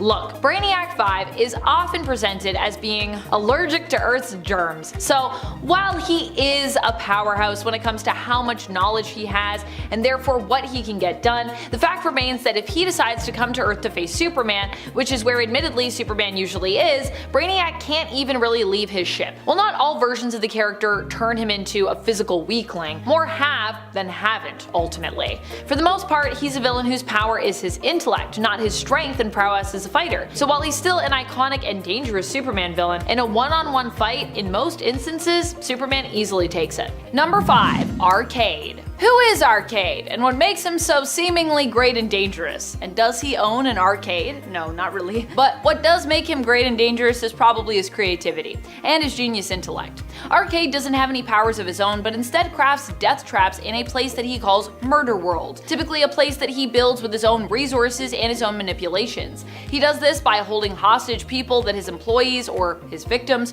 who are kind of one and the same sometimes to be honest, care the most about in order to make them play his games, or help him run the games, if they're working for him. And while he might seem ridiculous and look kind of atypical for what you'd imagine a master villain to look like, especially a terrifying one, that bow tie though, he ultimately is very good at putting people in terrifying positions that will even make you, as the reader, squirm at times reading about them. I know I do sometimes when I'm reading Arcade. Oh.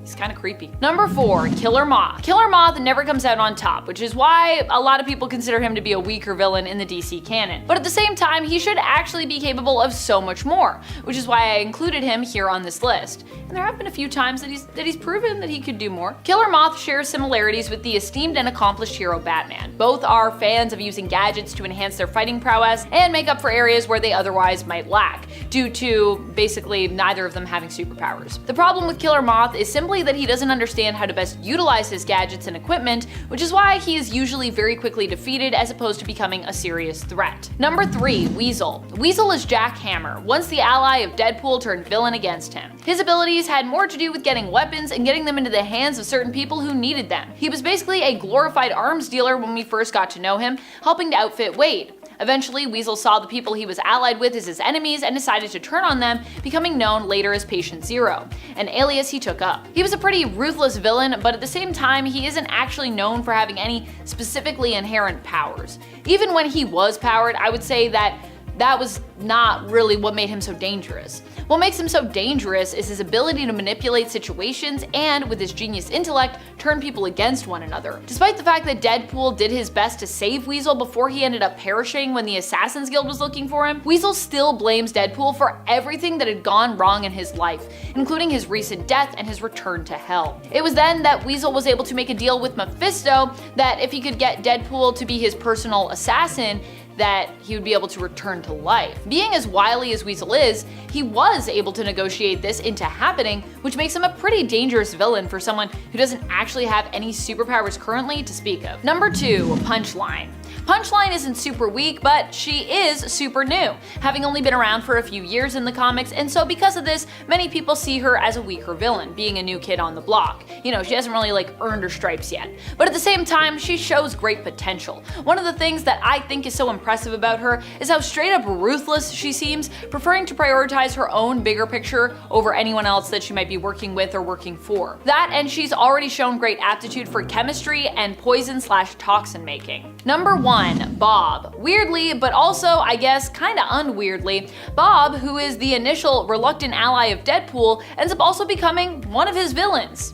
Not his greatest villain or anything, and not like a big villain that we all talk about, but definitely, I would say at one point, one of his villains. But while Bob has a long list of weaknesses, he also used to work for Hydra, so he may have some knowledge of Hydra that could be useful. And while his plans don't usually go to plan, he does have some pretty decent ones. Enter his plan to send an alternate version of Deadpool, known as Hulkpool, back in time to kill Deadpool. I mean, he sent him to the wrong timeline, but still, that's a pretty cool plan. And the fact that he had access to a time platform to enact this plan was pretty impressive, honestly, especially for Bob. Granted, this plan did not work, so he still remains probably the weakest villain on this list, hence why I'm putting him at our top spot, but also still has the potential at least to be an epic villain at some point in the future. I certainly would love to see it. I don't think anyone would be expecting it if Bob was like master villain all of a sudden. And number 10 is Ice Cream. Now I need to get something off my chest.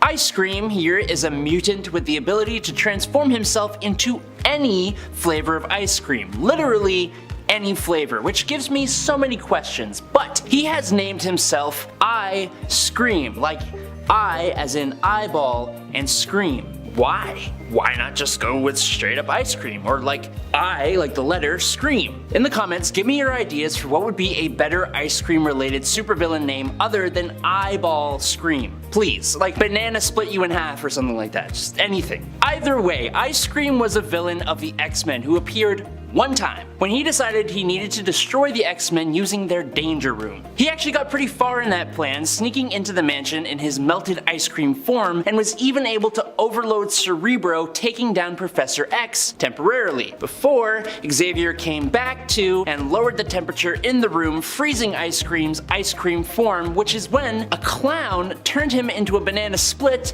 and split from the scene. I'm not even joking. Just go read Obnoxio the Clown from 1983 and you'll see all you need to see. And at number 9 is Turner D. Century. Clifford F. Michaels was the son of a chauffeur of a millionaire named Morgan Riley. Now after his father passed on, Clifford was adopted by Riley, who was criminally obsessed with the values of the very early 20th century. And in order to instill those same values into Clifford, he closed off the boy's access to the outside world. Because of this, Clifford despised the social norms of the modern world when he was finally an adult and exposed to society. This is what made him become a villain, dubbing himself Turner D. Century. He donned a handlebar mustache, a straw boater hat, and a striped green jacket and set himself to attacking any person or anything that represented modern society. So basically everything. After being defeated by Spider-Woman, he escaped prison somehow and developed the Horn of Time, which would allow this unremarkable hero to end the lives of anyone under the age of 65. Absolutely diabolical. But don't worry, the horn didn't even work and just knocked down anyone under 65 in a very limited range, who, as you can imagine, did have the bodily strength to get themselves back up again, and he was quickly taken down by Spider-Man. And at number 8 is the Slug. The Slug is just super fat. I wish I was joking, but like, this dude is obese to the point of immobility. He simply cannot stand up under his own power and needs a high-tech personal hovercraft to just get around. Luckily, he is a Miami-based crime lord, which means he can afford both his little hovercraft and the ungodly amounts of food that he needs to constantly be eating. On the plus side for Ulysses Lugman, his large amounts of fat let him float in water. It makes his vital organs basically impervious to attack and gives him a limited immunity to poison. He is essentially completely useless though against any opponent, which means he relies heavily on his goons, although he does have enough fat that he is infamous for completely suffocating victims between his rolls. Unlike a lot of large characters like this, the Slug isn't actually a mutant, and doesn't technically have any actual superpowers, although it is worth noting that the official handbook of the Marvel Universe claims that Slug technically is a mutant because, and I quote, "It is difficult to imagine how a normal person could achieve such tremendous mass and still remain alive." I actually had a blast making this list, and if you guys love fun topics like this, make sure you like this video and subscribe here at Top 10 Nerds so I can make more. Thank you. But in at number 7 is White Rabbit. For someone so incredibly inept at committing crimes, White Rabbit sure does have a relatively long history in Marvel Comics. In the beginning, sheltered rich girl Lorena Dodson committed her first crime by ending the life of her 87-year-old arranged husband, as she found the trophy wife life boring. She then used her inheritance to buy a bunch of high-tech equipment and, being inspired by Alice in Wonderland, she went off as the villainous White Rabbit. For her first crime, she shall rob a fast food joint. This dastardly crime brought her into confrontation with the most fearsome of heroes, Frogman. And she almost brought him down too if it wasn't for the intervention of Spider-Man, who finished her off with an astounding amount of ease. Spider-Man has actually defeated her on multiple occasions with the same amount of ease, and she's even been defeated by Mary Jane Watson. Now don't even get me started on the amount of animal-themed villains she has allied with. In fact, she's allied with a lot of other low-level villains, but never to any amount of great success. She does have a giant heavily armed robotic rabbit though, and that part is kinda cool. Number 6, Critical Mass. Okay, so look, we already talked about the Slug, and I just want to say, I think Marvel has something against severely overweight people. The amount of supervillains who are just massive is actually ridiculous. The Slug, obviously, but like the Blob, the Shadow King, Pink Pearl, and the Kingpin, although that's actually all muscle. And then there's Critical Mass, aka Arnie Gunderson. Arnie was one of Peter Parker's classmates back in the 4th grade, but eventually he gained the mutant ability to project explosive forces from his fingertips, which is actually a really cool power. But that didn't save Arnie from being just a massive man for seemingly no reason. Together with some evil mutants, he formed the Band of Baddies, and with a name like that, you know we got some real winners here. The band abducted another explosive mutant named Mary Beck, which brought them into conflict with Wolverine and Spider-Man. Unfortunately for the baddies though, one of their number threatened Mary, who then accidentally unleashed her powers, taking out every single one of the villains. And we never saw Critical Mass ever again. The end. Lasted 3 issues of Marvel Comics Presents. That's it. Coming in at number 5, we've got Red Hulk. After a lifetime of hunting the Hulk, General Thunderbolt Ross decided it was time to take matters into his own hands. His own red hands. Assisted by AIM and the intelligentsia, he becomes a Hulk of his very own, this time more crimson than green, and then he sets out to find and fight the Hulk. The more power he draws, the hotter he gets though, so as he goes harder in the paint, the more likely he is to overheat, and if that happens, it's game over. I suppose that's a weakness most people have. If you fight too hard, you're gonna pass out, but the Red Hulk takes it to a brand new extreme. Coming in at number 4, we've got MODOK. This one might seem obvious, but it's worth mentioning. MODOK, or a mental organism designed only for killing, was once an ordinary man. George Tarleton was a skilled technician who ended up joining AIM. He knew they were a little radical, but not to the extent that he found out later on. The organization altered George into a super intelligent being, which made his dome grow to unheard of sizes, and then realized they should probably give him a way to move around. Thus, the Doomsday Chair was born, carting MODOK around by levitating. He would think circles around everyone, using his brilliant mind, and even had psionic powers, but if he's rendered chairless, it's game over. Or if someone turns his power off. Coming in at number 3, we've got Harley Quinn. Another genius with an Achilles heel, but Harley's really has nothing to do with her own limitations. She's just a sucker for love. or manipulation if you look at it objectively. The Joker, while serving time on Arkham, managed to brainwash poor Dr. Quinn. He broke her down and built her back up in his image. She's super smart, super resourceful, and super popular, but she's always got this thorn in her side, Mr. J. When your weakness is an over-dependent relationship with a gaslighting lunatic clown man, you know you've got it rough. Coming at number 2, we've got the Joker. Speaking of lunatic clown men, wow, who would have guessed? The trickster of Gotham, the prince of pranks, the maniac who causes a lot of problems for everyone. He manages to outsmart and outplay all sorts of powerful folks through sheer ingenuity and madness. Because beyond all those crazy gadgets and brainwashed lackeys, the Joker is just a man. And men are weak to bullets, or knives, or being punched through the chest. Finally at number 1, we've got Kingpin. And speaking of men, Kingpin loves his wife a lot. Like enough to make some major mistakes. She does not approve of his criminal lifestyle but finds herself involved anyways. So when you look to all of the other villains with tragic backstories and Achilles' heels the size of Achilles himself, you have to wonder how Kingpin feels. Ask him about his weakness and he'll respond, "My wife." Now you've got all the know-how necessary to take down some of the most dangerous individuals in comics. Number 5, Green Lantern. Hal Jordan is Green Lantern, or one of the Green Lanterns anyways, and as a Green Lantern he has a pretty iconic and ridiculous weakness. Or at least for a very long time in the comics, he did have that weakness. Hal had a weakness to the color yellow. In fact, all Green Lanterns did for a while. This was as a result of parallax existing within the Green Lantern Corps' central battery. Having the entity of fear within the battery caused all Green Lanterns to develop a weakness to yellow, something that was used in All-Star Batman and Robin and Frank Miller's alternate reality to weaken and torment Hal Jordan's Green Lantern. In the All-Star Batman and Robin comic, Batman and Robin basically paint themselves and an entire safe house yellow, just to teach Hal a lesson about meddling in Batman's affairs.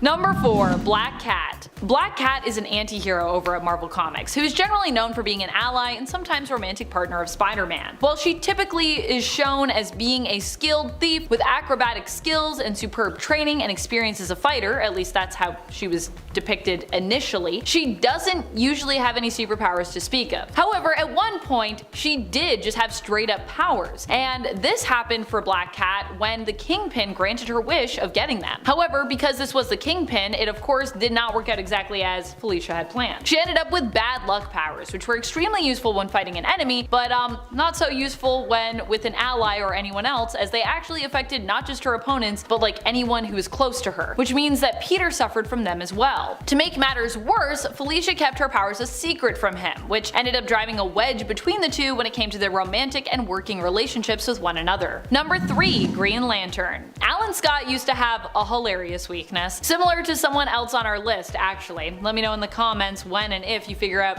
who I'm talking about here. Alan Scott had a weakness to wood. The explanation for why and how this weakness developed was explained later by the fact that Alan was snuck up on and basically attacked using a wooden club, sort of, and as a result he subconsciously manifested this as a weakness of his, due to him mistaking it for one when in reality, you know, it just hurts to get smacked by a piece of wood, because that just hurts. Thankfully, Alan Scott has overcome this, and this strange weakness that was actually originally tied to being the hero Green Lantern in the comics no longer bothers Alan, or any other Green Lanterns for that matter. Number 2, Iska the Unbeaten. Iska is a super interesting character. On one hand, she's extremely powerful and can never lose. She can even potentially have her power utilized to manipulate the stakes of other competitions that she's pulled into. However, this also implies that there are times when she has zero control over her powers, in the sense that she cannot influence the result of an unbalanced battle. In fact, her powers will pull her to serve the side that will be victorious, regardless of whether or not she wants to, in terms of what her mind or her heart is saying to her. This has meant that Iska has been forced to turn her back on her own people, the mutants of Arakko, more than once. She has also had to fight against family, colleagues, and friends before as a result. Although the one thing she can control at times is kind of how she approaches the fighting part of, you know, the battle. Meaning that if she has the option, you know, she can try to fight others involved as opposed to those that she is specifically close to. Like during her fight against planet Arakko and the Great Ring, when she was teleported away to the planet's ocean by Nightcrawler and chose to stay there fighting the planet's creatures in the name of Uranos and the Eternal Eternals, as opposed to fighting her own people directly, or continuing to fight them directly. Number 1. Power Girl. Power Girl probably has one of the weirdest weaknesses around. Despite being a Kryptonian who is on the level of Superman when it comes to her powers and her strength, she can easily be harmed simply if you use organic materials to hurt her. You know that saying about sticks and stones, which may break your bones? Well, for Power Girl, despite having super durability and invulnerability, this is true. Sticks and stones could break her bones, but industrial steel probably wouldn't hurt her for some reason. Raw organic materials, which have been unprocessed, are revealed to be a weakness of Power Girl's in Supergirl issue number 16 from the 1996 series. Power Girl shares this revelation with her alternate self from the main continuity at the time, who was shocked by the revelation. Which, I mean, fair enough, I would be too if I were Linda Danvers, who was Supergirl at that time. However, I will say I don't think that Kara has this weakness anymore in the comics, thank goodness, but in the 90s, it was a thing, and it was there for some reason. Number 5. Wonder Woman and being tied up. Superheroes don't come much more kick than Wonder Woman. She's an extremely skilled warrior with enough power to take on the gods and win, and she's shown time and time again that she can hold her own in the world of comic book heroes. However, the Golden Age Wonder Woman was bound by an interesting Amazonian rule that really did not work in her favor. Known as Aphrodite's Law, it states that when an Amazon girl permits a man to chain her bracelets of submission together, she becomes weak as other women in a man-ruled world. This gender-specific weakness lasted from Wonder Woman's debut in 1942 right through to the mid-80s, when DC finally retconned this out for good. This weakness is less literal than metaphorical, meant to demonstrate Marston's argument that women are only vulnerable to men when they choose to be. But still, I am very glad that this was gotten rid of for good. Check out Wonder Woman more for yourself, starting with her first appearance in 1942's All-Star Comics, Volume 1, Number 8. Number 4. Gladiator and Self-Confidence. Cal-Arc, aka Gladiator, is arguably one of the most powerful comic book heroes ever, gifted with planet-shattering strength, super speed, heat vision, frost breath, and a few psionic abilities as well. He's a superhero anyone would love to be. However, even though he is loved, he never really learned to love himself, and that is sometimes his biggest downfall. Although low self-esteem isn't exactly fun for anyone, trust me, I know, for Gladiator it's actually a fatal weakness. His power fluctuates according to his confidence, as seen in Dan Abnett's and Andy Lanning's War of Kings crossover in 2009. Get him to doubt himself or even his abilities for 1 second and he can be defeated by opponents with far weaker abilities than him. A prime example of this is shown in War of Kings number 3 when Rocket Raccoon manages to convince Gladiator his gun will hurt himself and despite withstanding far worse in the past, succumbs to self-fulfilling prophecy and is beaten. Give his story a read for yourself, starting with 1977's X-Men number 107. Number 3. Daredevil and Loud Noises. Now we all likely know this, but Matt Murdock's loss of vision took away the natural gift of eyesight that we all take for granted, and replaced it with echolocation, an uncanny radar sense that allows him to basically see things through sound. Unfortunately for many heroes, their greatest strength can also be their greatest weakness, and such is the case for Daredevil, as his extreme sensitivity to sound can completely incapacitate him. In Daredevil Volume 2 West Case Scenario, he is subjected to a high decibel ultrasound, 120 decibels to be exact, by the dastardly Purple Man, who knows his weapon is excruciating for a man of Daredevil's gift. Daredevil's head spins and he looks like a man under a sorcerer's spell, leaving him completely vulnerable to a follow-up attack. The same can actually be done using intense smells as well, since his sense of smell was also heightened after losing his eyesight. Although Daredevil can and does go toe-to-toe with pretty much anyone in a fight, he will get utterly emasculated by a stink bomb or a supersonic sound. Check out more of Matt Murdock for yourself, starting with his first appearance in 1964's Daredevil number 1. Loud noises! Number 2. Green Lantern and Wood. If you're a bit confused, that is totally okay. This is not a weakness that is common across all of the Green Lanterns, it's specific to the very first Green Lantern, Alan Scott. Despite being armed with a magical ring and a spectrum of pretty much limitless powers, Scott seemed to have another fatal weakness other than the color yellow. He first realized that this might be a problem for him after he was hit in the face with a wooden log, and then after a series of wins and victory laps, Scott realized tree bark might be his potential undoing. Put a little more succinctly, items made of wood cannot be lifted or broken by energy from the ring, nor can barriers of emerald energy stop projectiles crafted from wood. Apparently this vulnerability to wood was because the green flame was an incarnation of green growing things, and thus could not be turned against them. Guess you could say he, can't get wood. Check out the first Green Lantern for yourself, starting with 1940's All-American Comics number 16. Number 1. Captain Marvel Jr. and his own name. Poor Freddie Freeman. Out of all of the weaknesses on this list today, he probably drew the shortest straw because his weakness is his own name. If Captain Marvel Jr. tries to introduce himself to a superpowered ally or for some reason feels the need to say his name in the middle of a battle, he'll instantly be transformed back into Freddie Freeman, a ordinary young lad who relies on a crutch to walk. Or if he speaks his superhero alias aloud in the guise of Freddie Freeman, he'll transform into a shimmering beacon of muscly justice and give himself away. Jerry Ordway tried getting around this flaw during Captain Marvel Jr.'s sporadic appearances in Teen Titans between 1995 and 1998 by having Freeman refer to himself as CM3, since he was one of the 3 members of the Captain Marvel family at the time. Also, he could avoid accidental transformations, but that change didn't really stick around. Honestly, for someone who inspired many of Elvis's onstage looks, that is one weakness that I don't know if I can overlook. Check him out for yourself in his first DC appearance in 1995's The Power of Shazam, number 3.